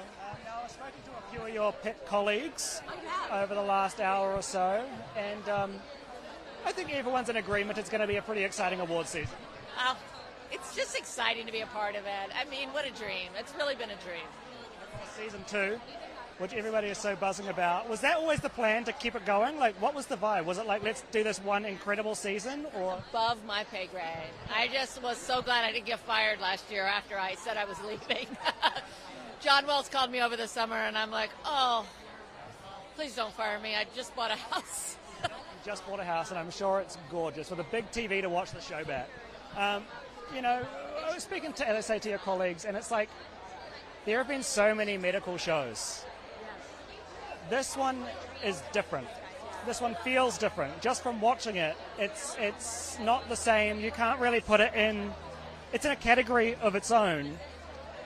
When you signed on to it, were you like, oh, a medical drama, let's go? Or like, did you know just kind of how like that can completely shift a perspective on? Yeah, you're not going for any jokes. You're not really going for anything except for just playing every moment and really trying to live through it as much as you can. Dust off your award shelf.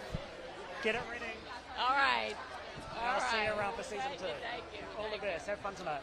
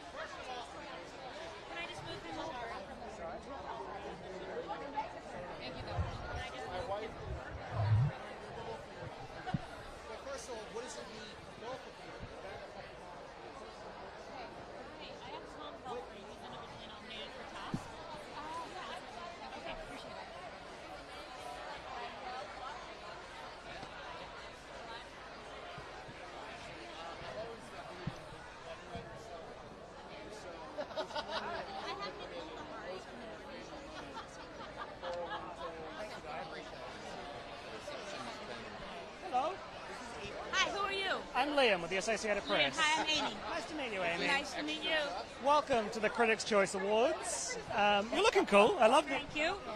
Everybody's got black on. I decided to go a little different. Thank goodness, some color. This gloomy day in Hollywood. No, it's a good day. It's a great day. It's a great day. Now look, this has resonated in so many different ways, but I'm curious, when you knew that what you had worked on was going to influence people and make them think. And of the last year, I mean, how did you know when you'd found who you wanted her to be? You know what I mean? Because you're taking words and then you have to create a being out of them. You're taking the script. When did you find that, and how did you find that? I found it very much with the hair, makeup, special effects, and the costume team. And everybody I talk to, I always mention them because we started from the ground up. And let's say it says, oh, she has red hair. Well, there's a million ways you can do it. We worked very hard and did a lot of prep for that. And Zach Krager, who wrote and directed the film, he really knew what he wanted, but he's a great collaborator. And once that was all together, I was like, I know exactly who this person is. And I just played her straight, you know? You know, you've had a pretty incredible career, but has the phone been ringing like crazy after this one? I don't know. What did you want to know, really? Put your phone number online. Let them call. I don't know about that. Maybe. There's going to be some good people here tonight. Slip your card into people. All right. That sounds like a good idea. All the best. I Hey, can't wait Liam. to see where this journey Okay. continues in your world. Thank you. Be safe.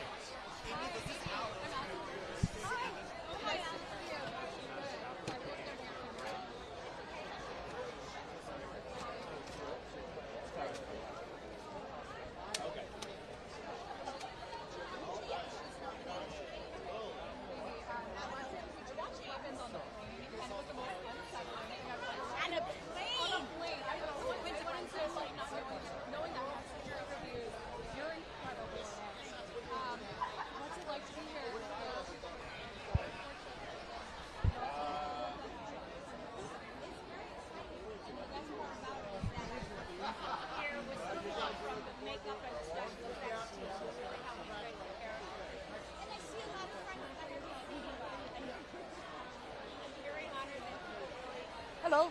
Hi, how you doing? Good, man. How are you? Good, good. Oh, how could I not be good? Look at this place. It's a Critics' Choice Award. Yes, it is. It's the start of award season. Kicking it off. And I have a feeling it's going to be a good one for you guys.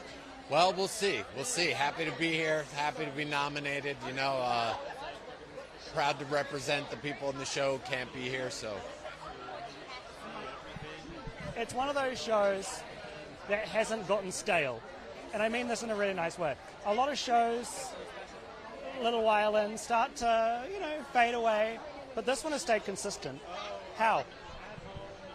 You talking about Task or the Critics' Choice Awards? 2.5. Okay. I think sometimes... Backing to have right there. What does the HBO of it all bring? Other than good budget, good this.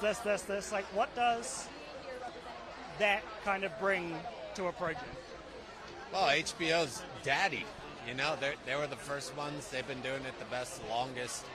And they're also, just more curated because I think they're producing less shows, right, than a lot of the other competition that they have. And so, yeah, I mean, like all things, repetition, practice, usually you get better at a thing, Do you get free Macs? No. What? You're on it.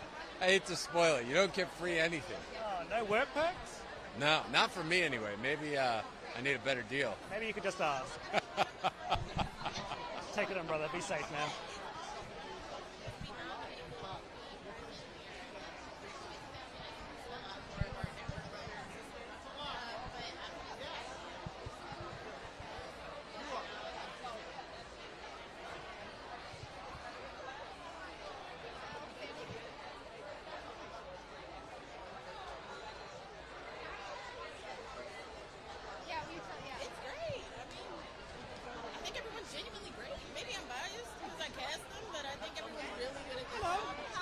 Good. Liam, how you doing? Come on in. Good, thank you.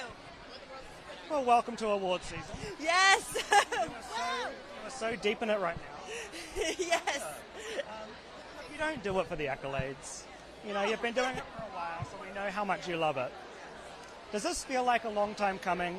All of this shine? Oh man, well, I think, yeah, like you said, I've been doing this for a while, I guess technically since I was 2. So my sister and I have, we've done this career all of our lives, and I think I feel so lucky that I found like my passion and what I love from a really young age and got to cultivate that. And so, of course, and you learn, you know, it really is about the experiences and the people that you meet and those bonds and those relationships. But it is really nice to celebrate tonight with everyone and have a fun night, and this is really exciting, I must say. Yeah, it does feel like kind of a new chapter for me. You know, in my career, I can kind of pinpoint the different chapters that it feels like, ooh, I feel a little something new, or I've learned something, and I think from this experience with Sentimental Value, I feel that way, a new beginning. At what point do you realize that this project means something to you more than just being a job? You know what I mean? Because this one very much feels like gets talked about in the way that this project has, this film has. How do you not get in the mindset of like, I want to do that again, I need to repeat myself, because, you know what I mean? Like, I'm sure this feels great. That is true. But hey, I'm like, I want to work with Joachim again.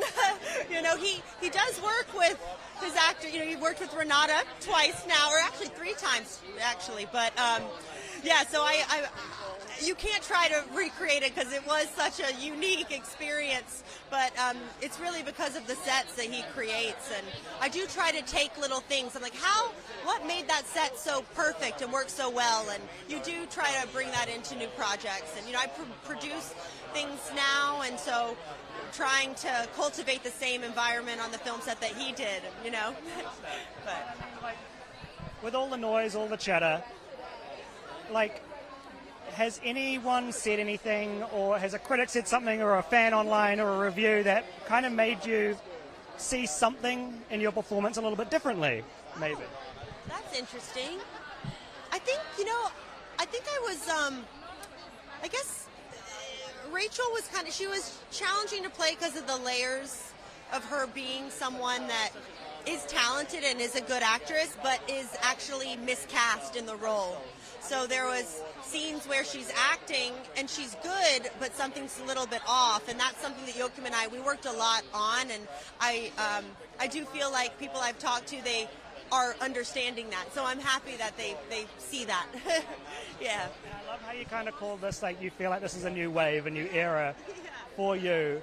Are you now kind of picking and choosing your direction and the roles you want to take a little bit more carefully than maybe you could have 10, 15 years ago? Yeah, I mean, gosh, when I was, you know, when you're a kid, you're kind of going out for the best kid role, you know, you want to audition and you want to do it, but yeah, now, but I feel like a couple years, I've been very selective with things, and we'll still try to be that way, but I just go from the gut. It is really all instinct, and really the director, you know? I have a bucket list of people, I'm like, yeah. I'm sure that bucket list is going to slowly start getting, or very quickly start getting ticked off. So what is it? Is it the director? Is it the words on the page? Like, what is that initial thing that makes you, because I'm sure you get a million scripts, like, what makes you go, hey, that's the one for me? I mean, it is the magic kind of potion of it all. I mean, for this, it really was Joachim, because I was such a huge fan of The Worst Person in the World, so I would have said one line in anything, you know? I'm like, but then when you read the script and you're like, oh my God, the script is so powerful. You do have to have a good script. You really do. But when you have a great director, you trust them that they're going to, you know, help you form that vision. And so, yeah, the director's key. Or some amazing actor you want to work with, you know? Yeah, like, it all depends. When you get those scripts, you know, I'm sure you have a pile of them. What headspace do you have to be in to be like, oh, okay, I want to lock in and really read this? Because, look, you could be in a bad mood and then the script isn't going to hit as hard. Do you have like a place of vibe and energy that you need to be in to actually fully... That's true. I like being on a plane or in a bathtub. I read a lot of scripts that way. Yeah, I think sometimes it might be hard when you are working or you're in something at the moment because you're like focusing on that character. So it's good that in between kind of lull time. Yeah, but you know, you hear something and there's something with me where I'm like, script comes in, it's like this magical thing. I'm like, and I devour it. I read it really quickly, and then I know I'm like, oh, that's a good sign. Because sometimes they'll be waiting in the inbox, and I'm like, why am I not getting around to it, you know? Yeah, you have to trust yourself. Do you prefer, like, seeing yourself in a character from the jump? Or do you enjoy the challenge of like, let me become this human? Like, what works best for you? Gosh, I guess I've had both. I've had both where you can really see yourself in it. And then there's sometimes, you know, I've played like real people before, and then you're like, gosh, I'm going to have to really transform or push myself. I like both. Give me all of it. I like both. Yeah. Thank you. Lovely to see you. Thank you Be so safe and much. have fun tonight, okay? Thank you. That was Elle Fanning. Hey YouTube, if you're sticking around, thank you. Told you, some big heavy hitters are going to be joining us on the carpet. And there's no shortage of big names here today.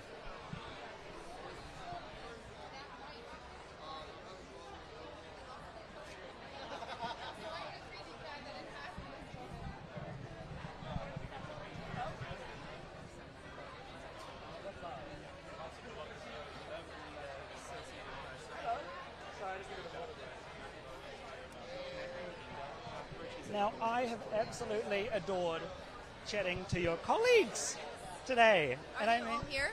I saw Elle, but Stellan as well. Look, this film has resonated for so many different reasons. When you read the script, what was it that resonated with you? Because there are so many different things in here that could really hit close to home. Yeah. I mean, a lot of themes from the other characters as well, I felt resonated, but for my character, I think it was this need to keep everyone together, and this huge love she has for her family, and the value of being together and keeping the peace in a way. I've really felt for her and how she's sort of this mediator and this mediator in her family. It's heartbreaking to see someone having to spend their time like that. It looks exhausting.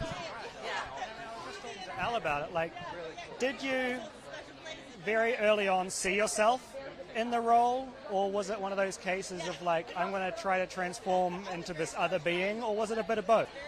Congratulations, take it all in, and I can't wait to see the next steps of your journey. Be safe. Thank you. Hello. Hi, I'm Liam. How you doing? Come on in. Oh, look at these mirrors, like a disco ball. I'm sorry? You're a disco ball. Oh, is that what you think this is? I likened it more to the glass shards that when Catwoman fell through the window. That works too. Back up. Very much works too. Well, welcome to the Critics' Choice Awards. You know, it's a celebration of the art form. That's what award season is. It's a celebration of the things that connect, the things that resonate with people. How do you know when something that you've done has crossed that threshold and is resonating with people around the world? Oh, I get letters, and I don't know if everyone does, but I get letters and DMs, and people run up to me on the street, and my mom tells me that people have told her to tell me, and other various family members. It's very, very personal. I get it immediately, yeah.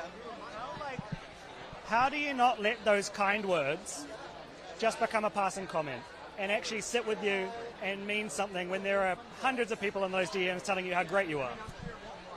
Well, to say the same thing, the fact that I get letters, they're not just like, you're great. They're very, sometimes detailed stories about how, you know, my character and how the show has helped people through bad times, how it's become something that people watch with their whole family, particularly parents who are like, this is something I can watch with my kids, and they actually sit with me and watch it and don't mind hanging out with me.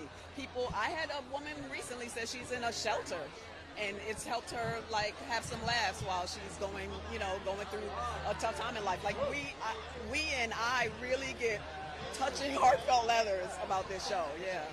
You said about it bringing families together, because I think we all have those memories of sitting down on the couch with our families, watching a show, watching a movie, whatever it may be. Those shows don't really exist anymore. I think we're the last of hopefully not dying breed, a revival breed of those kind of shows. So yeah. That's a good point, actually. You know, when shows are dying left, right, and centre, how has this one stuck around, and how has it not gotten stuck?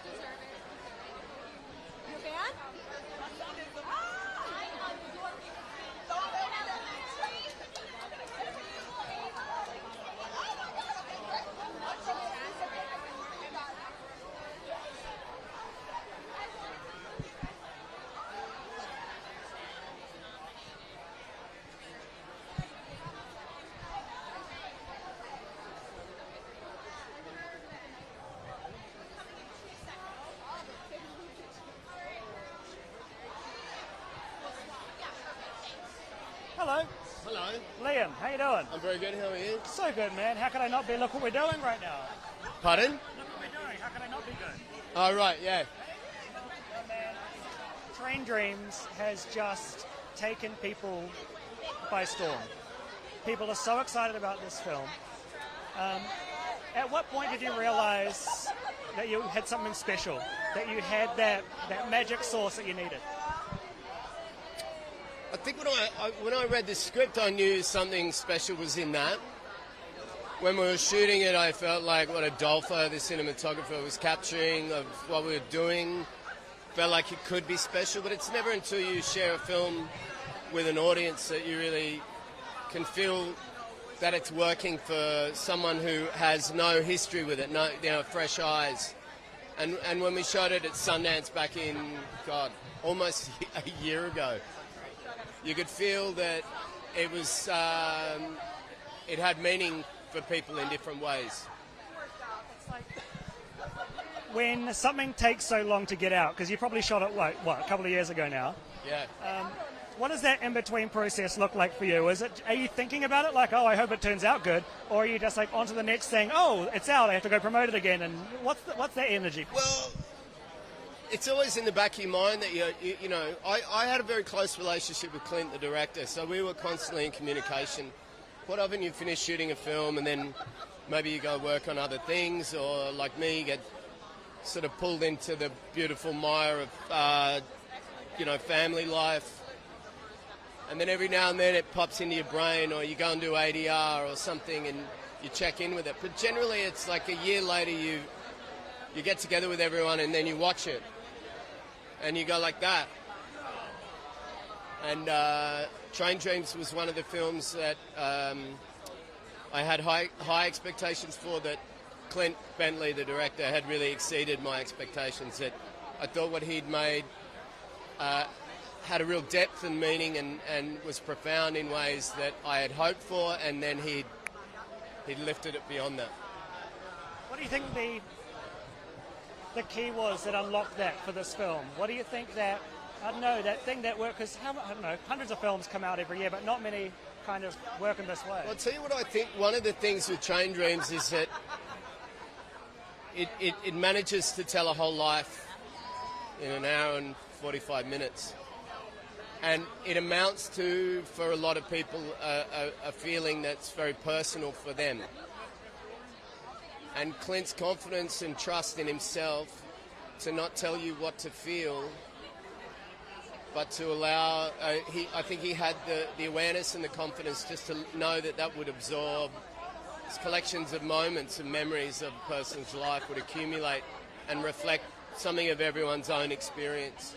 So I think his trust and confidence. When you have a relationship in the way that you do, director-actor partnership, how do you separate that friendship when you have to get into business mode? Like, do you sometimes, like, how do you know when a note he has is the right for the character when you know what I mean? Like, how do you navigate that? Well, I believe that an actor needs to put themselves in the hands of the director. I think Hollywood sometimes confuses power dynamics, and not to talk about a hierarchy or who's more important than anybody else, but as an actor, I want to know that I'm in the hands of somebody I trust as a director, and that they can deputise me, or I'm their lieutenant, whatever analogy you want to use, that they're the captain or the general. And it should never be the other way round. And if you do that, and if you're lucky enough to be involved with the right person, then you could submit to them, give them what they need from you, and they'll look after you. It's very vulnerable what you do, right? Like, you want to trust that person, fully open up. Yeah, particularly with Train Dreams. So dealing with a lot of stuff that I don't care to think about, that means a lot to me. And but I really, really, really trusted him and knew I could and still can, and hope that we do another project together and continue that relationship. Well, it worked well. Hopefully another. All the best, mate. Thank you. Enjoy tonight. Thank you.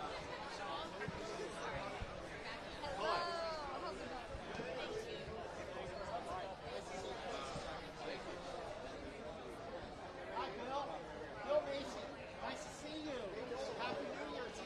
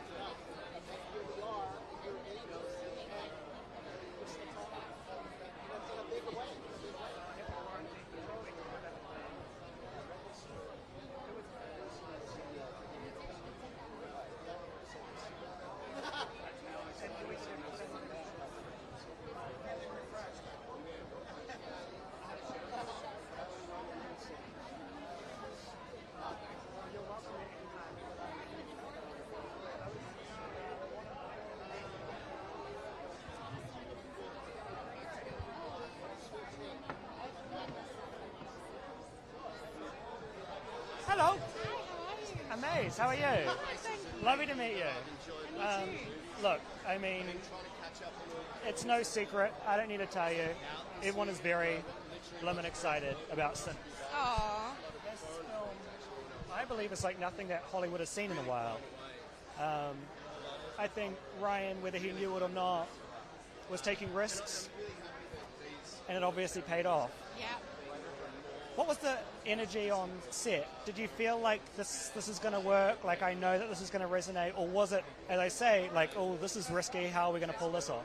Well, when we read the script, we were all in love. Like, just completely, we were sold. We believed in it. We were passionate about it. The whole first week it felt like really powerful, hearing Miles's voice, hearing the Irish music. We were like, oh, this is amazing. And then, yeah, we really did. We really, really did. I would have loved to have spoken to you some more, but so nice to meet you. I'm sure everybody here wants to chat with you. Take it all in. Thank you so much. Okay? Be safe. Thank you.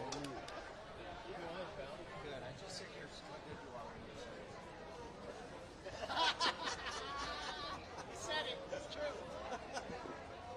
So do right now. I'm not doing a good interview. No, you're doing great. Putting it together, EP. Hello. First few days on a film set. What a gentleman. Hi. Liam. How are you? How you doing, man? How could I not be great? Look at this, eh? It's a Critics' Choice Award. I know. I love seeing people dressed up, too. I think we should do that more. I agree. It makes us feel good. It does. As soon as you get into a suit, it's like, oh, I'm a new guy. You know? I'm a new Yeah. guy. I feel like you're going to be getting into a lot of suits this award season, my friend. It's going to be a good one for you. All right. Your mouth to God's ears. There you go. Let's put it out there. You know, you've been in the biz for a while, and on this carpet I've spoken to people that have just had their breakout year or have been in the industry for a million years. Like, but for you, you're at a point where I think you can be a little bit more free with the things that you pick and choose. What is most important to you right now? That you're telling a story that you feel passionate about, or that you're having a good time, or that you resonate with a character? Like, what is important to you right now in telling stories? Hasn't really changed. Always loved it? Or were there dips and valleys? Like, and what was the point recently where you found that spark again? You found that love. You were like, oh, this is it. The peaks and valleys have always been fractious for me because I'm very dramatic. So I always go to the bottom of the ocean or to the top of the mountain. And I'm calming down, thank God. And my family's happy about that too. I'm a lucky guy. The actual acting, I just love it. When everyone gets quiet and it's my turn to talk, I love that moment. I'm not sure all actors do.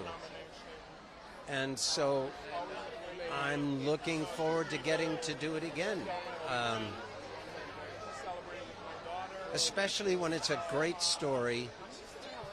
And I guess I like the challenge of a difficult story to tell. Is there a story that you're desperate to tell that you haven't been able to yet, or the moment hasn't been right? I can't say of a story, but when you see some of that older stuff that you did, can you see that in you? Yes, I took it all too seriously. But I've always been lucky. I've always stumbled upon fabulous scripts, and they do most of the work. But I want to keep doing it. I'm not tired. No. I can't wait to see you at the next carpet. Thank you, brother. My friend, congratulations. All the Thank you best. so much. Nice to meet you, man.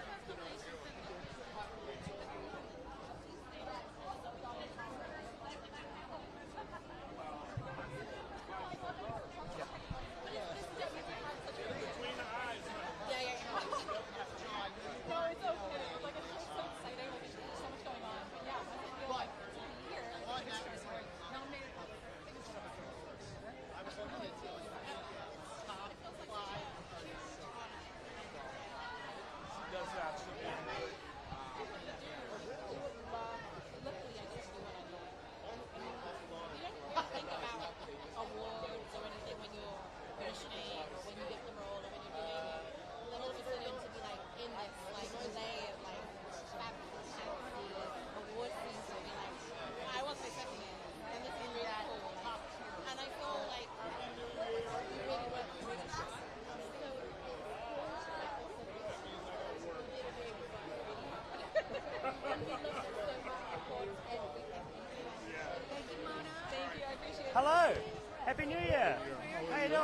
Nice to meet you. Hi, I'm Liam. Nice to meet you. You have amazing curls. Thank you so much. Come on in. Oh, now my friend nominated. Hey, you've been in the comedy game for a while. You know a thing or two about what works? Ooh, I and my beautiful daughter. I mean, what? Nice. Is this the best dad ever? Tell me the truth. You know what? No, I'm joking. I love him. I do. When did you first see your dad on screen? What was that moment like, and when did you realize, I know that guy? Oh my gosh, I feel like I can't remember. I feel like maybe the showed you first time, Jumanji. Yeah, I was gonna say, I feel like that's And the her first time I was comment born. was, "Where'd you go?" When my character left, are you coming back? I was like, "Yeah, just stay tuned." yeah.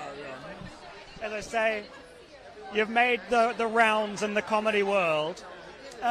Talk to me about kind of how you've seen it change over time. Are you happy in the direction it's going? Do you think comedy's at its peak right now? What could be done differently? What makes someone like that timeless? What makes a comedian, what makes a joke last the test of time, where, as you say, it can be generational? Well, I mean, Richard Pryor, I remember listening to an interview, and what he was saying, the work he had to put in to discover and realize his art, it was the same as what Charlie Parker talked about, Picasso talked about, any George Balanchine. So all these different mediums and ways to communicate, the struggle is always the same, to find something pure and undiluted, your own unique voice. How do I transfer this to the public and make them understand me?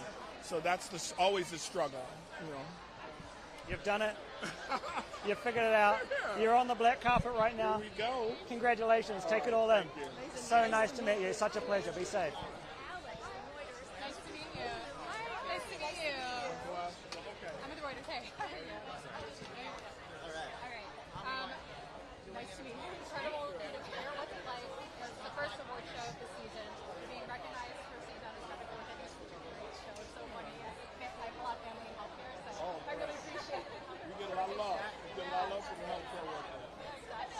What's it like your practice?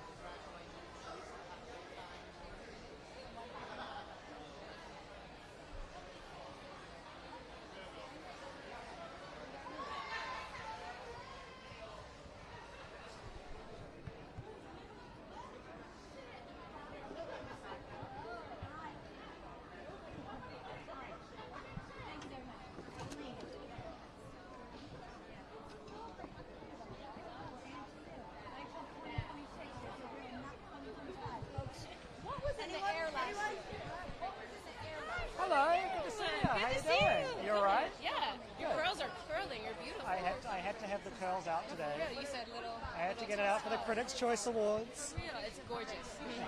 Award season has started. Yeah. Here we are. Yes, we're here. You're already in a cult classic. Is that wild? That it's already like a cult classic? Like, film bros love this movie. Like, that's hard. To get the film bros on your side is insane. I think the craziest part is, I mean, I can't even wrap my head around the fact that I'm in a Paul Thomas Anderson film, and then there. and then also like that, and then the movie coming out, and then getting such incredible response and positive feedback about the story, about characters, about Willa. Like it's very surreal. Thank you so much. Willa is this character that you took off a script, and then you turned it into this human, and then it's in the world's hands.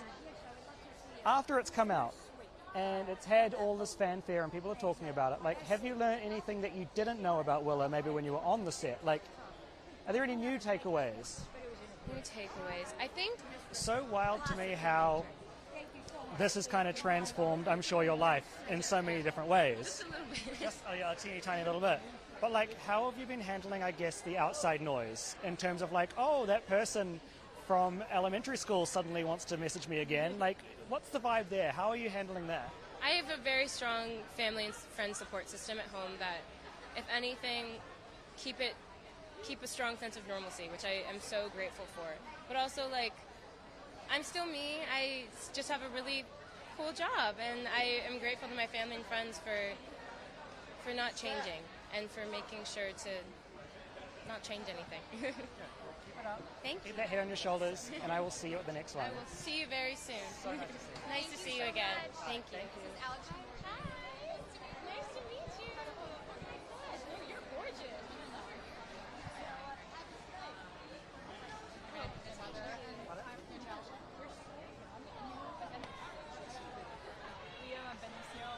How was it?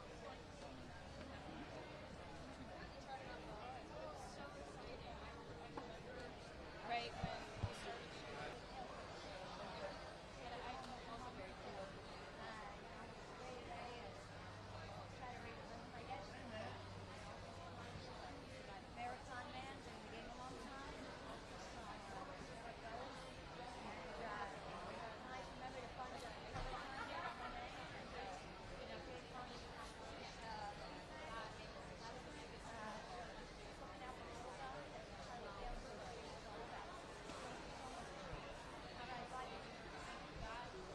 Being in conversation. Hello. Hi. Liam, how you doing? Hi, what's your name? Liam. Liam, I'm Natasha. Nice to meet you, too. Natasha. I love the sparkles. Thank you so much, Celine. Oh, yes, is it sorry. really? Yes, I had to Oh, make the wow. place French. Okay. Bonjour, babies. Bonjour. Yes. Well, welcome to the Critics' Choice Awards. Thank you. I mean, like, what a whirlwind the last few years are in. We obviously can't wait to see whatever direction Johnson takes your show next. Where do you want to see it go? Well, I think what's so beautiful about what Ryan Johnson and I got to do together is a show that's about truth and honesty and looking out for the little guy for no particular reason. I guess our society is judged by, how we take care of our most vulnerable. So she's a real, Columbo on the joint, trying to just pull at threads for no particular reason other than love of the game. Sort of a hobbyist, calling bull baloney this way and that. So, let's remember to fund the Trevor Project and 1A. That's Jane Fonda's free speech, P-PACT, all that. A little bit effudage and whatever else you're supposed to say, you know what I mean? Let's go easy on each other and take care of each other, and community matters and that kind of a thing. So I think that stuff is important, and I hope we mean it. So I'm really grateful to be here, and I love a show, Happy New Year. Happy New Year. Au revoir. Okay, thank you. You too. Okay.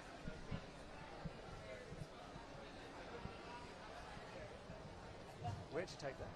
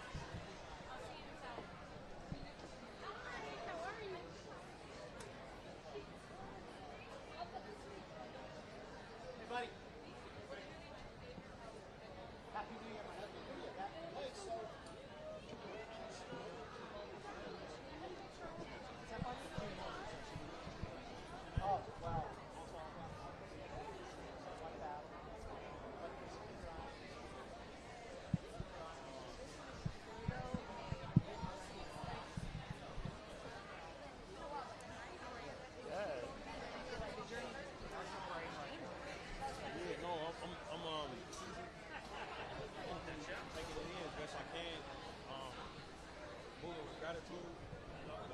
All like this, you can put your heart into something and not connect. So feeling definitely very blessed that this one did. And I got together the best filmmakers that I know. So some of them really know me really well. We got decades long relationship. In the case of my producer and my wife Gingy, we know each other for a couple decades.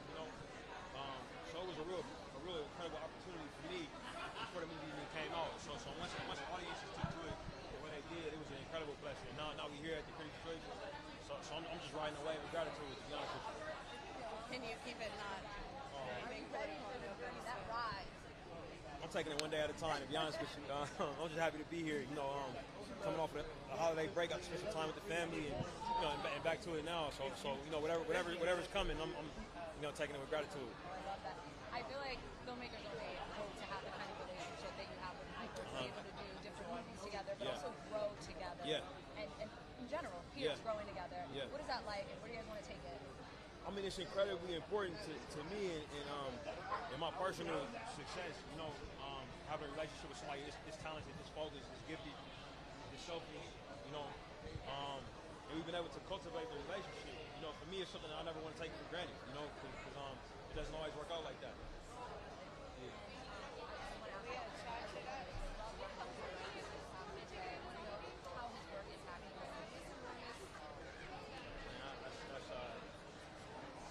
Condolences to his family. This work impacted me incredibly, man. I remember being young. All right, up next, my YouTube friends, we will be speaking with Ryan Coogler, of course, director, mastermind behind Sinners. It's the most nominated product film here at the Critics' Choice Awards for 2026.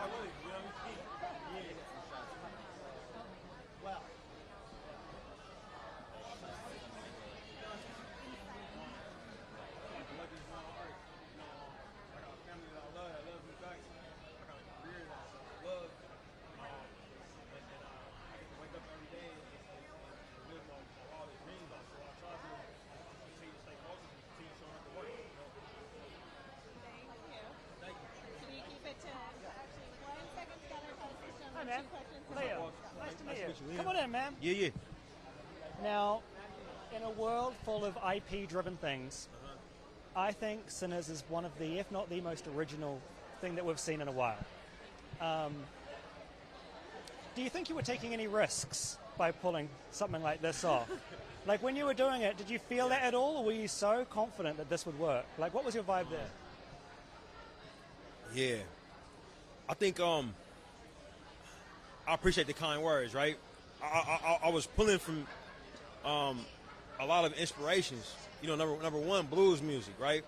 But then a lot of masterpieces that have been made in genre cinema. Like with things in genre storytelling. In television with Twilight Zone, novels like Stephen King. But a lot of movies. I was looking at for inspiration, and for me, I want to always be taking a certain level of risk, but I also want to try to lean on what I know from my career as a filmmaker. So I like to be in a healthy balance of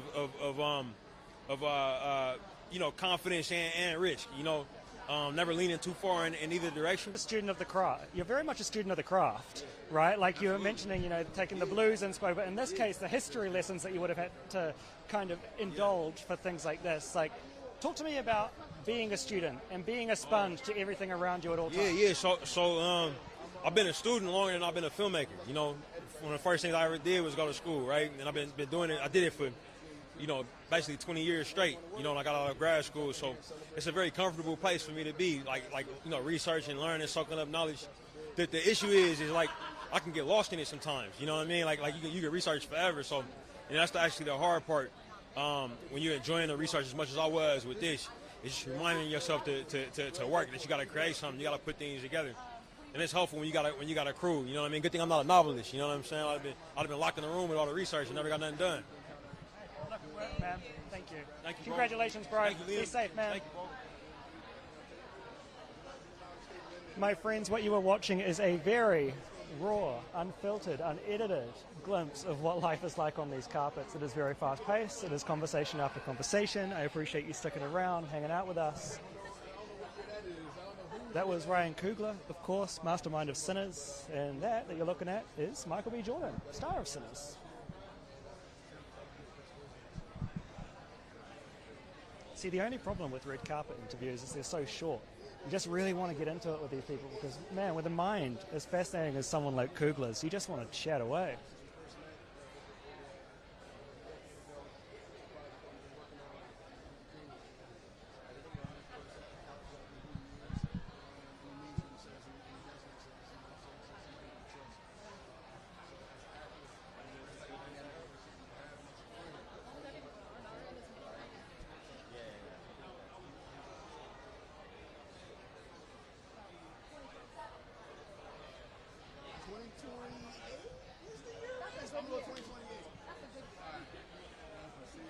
Thank you guys. I gotta bring him in. I'm so sorry. Right, no Michael B. Jordan today.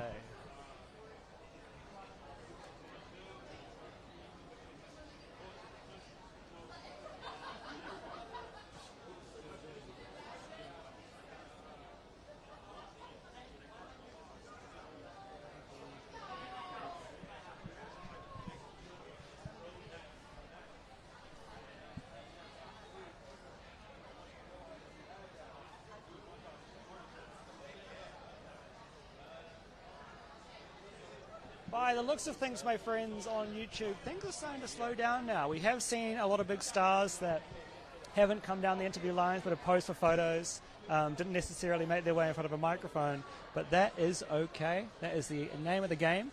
You never know who's going to stop by on these things, and when they do, my goal is to hopefully give you at home something new, maybe a new takeaway about a film, a TV show, a song, whatever it may be that you enjoy.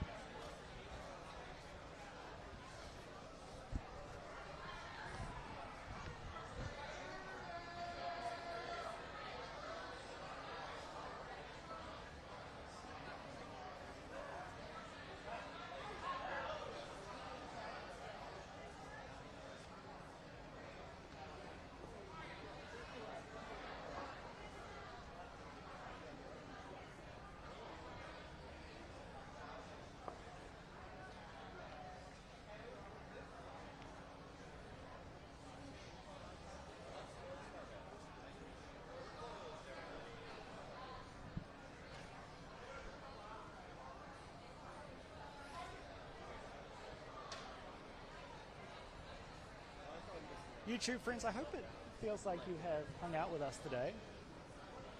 I sure feel like I've hung out with you. This is a red carpet. As I say, the Critics' Choice Awards are interesting because it is really, one of the earliest. I mean, yesterday was officially the kickoff of award season with the Palm Springs Film Festival. This is the beginning, right? So we have an idea of the films and the TV shows and in the Grammys case, the music that we're going to be talking about and celebrating over the coming months. And historically, Critics' Choice usually does a pretty good job of predicting, I guess, the direction that things will go on Oscars Day. Of course, the Oscars coming mid-March. It's the last hurrah, the big finale of award season. So people will definitely be keeping an eye on what happens here tonight at the Critics' Choice Awards on the big stage, who the awards go out to. And it will definitely play a big part in the stars and their campaigning moving forward the next few months.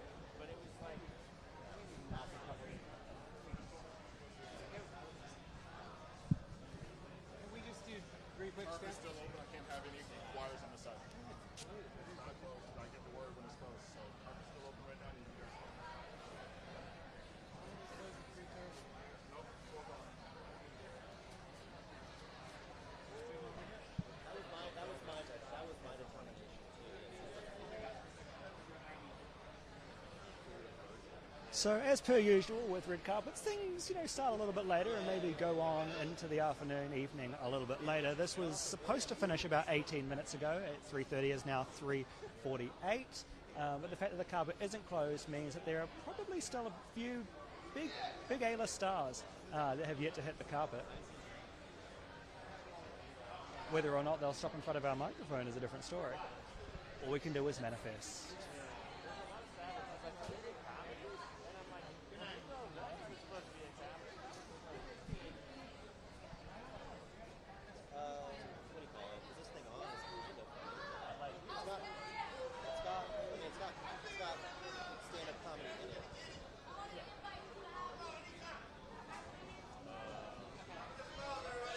All right, I take back my sentiment. The carpet is closed.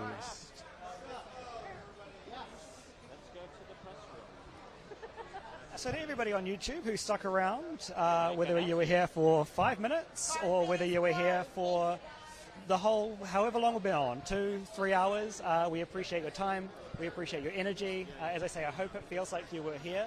This was raw, it was unfiltered, it was unedited. What happened is what you saw as it was happening, and I'm stoked that you were able to join us for it. We had some really lovely conversations. I've got a few that I'll definitely be watching back, and a few that I wish I could have gone into more detail with. But these things, it's just like sometimes you get one question, sometimes with Elle Fanning, you get 10 minutes. So you never know. It's been a lovely Critics' Choice Awards. Stay tuned to the AP on YouTube all throughout award season for more of this and many, many more. We're going to be doing live streams across numerous of the award ceremonies coming up. Until then, Happy New Year, my friends. Hope everything you dream for comes true. Peace.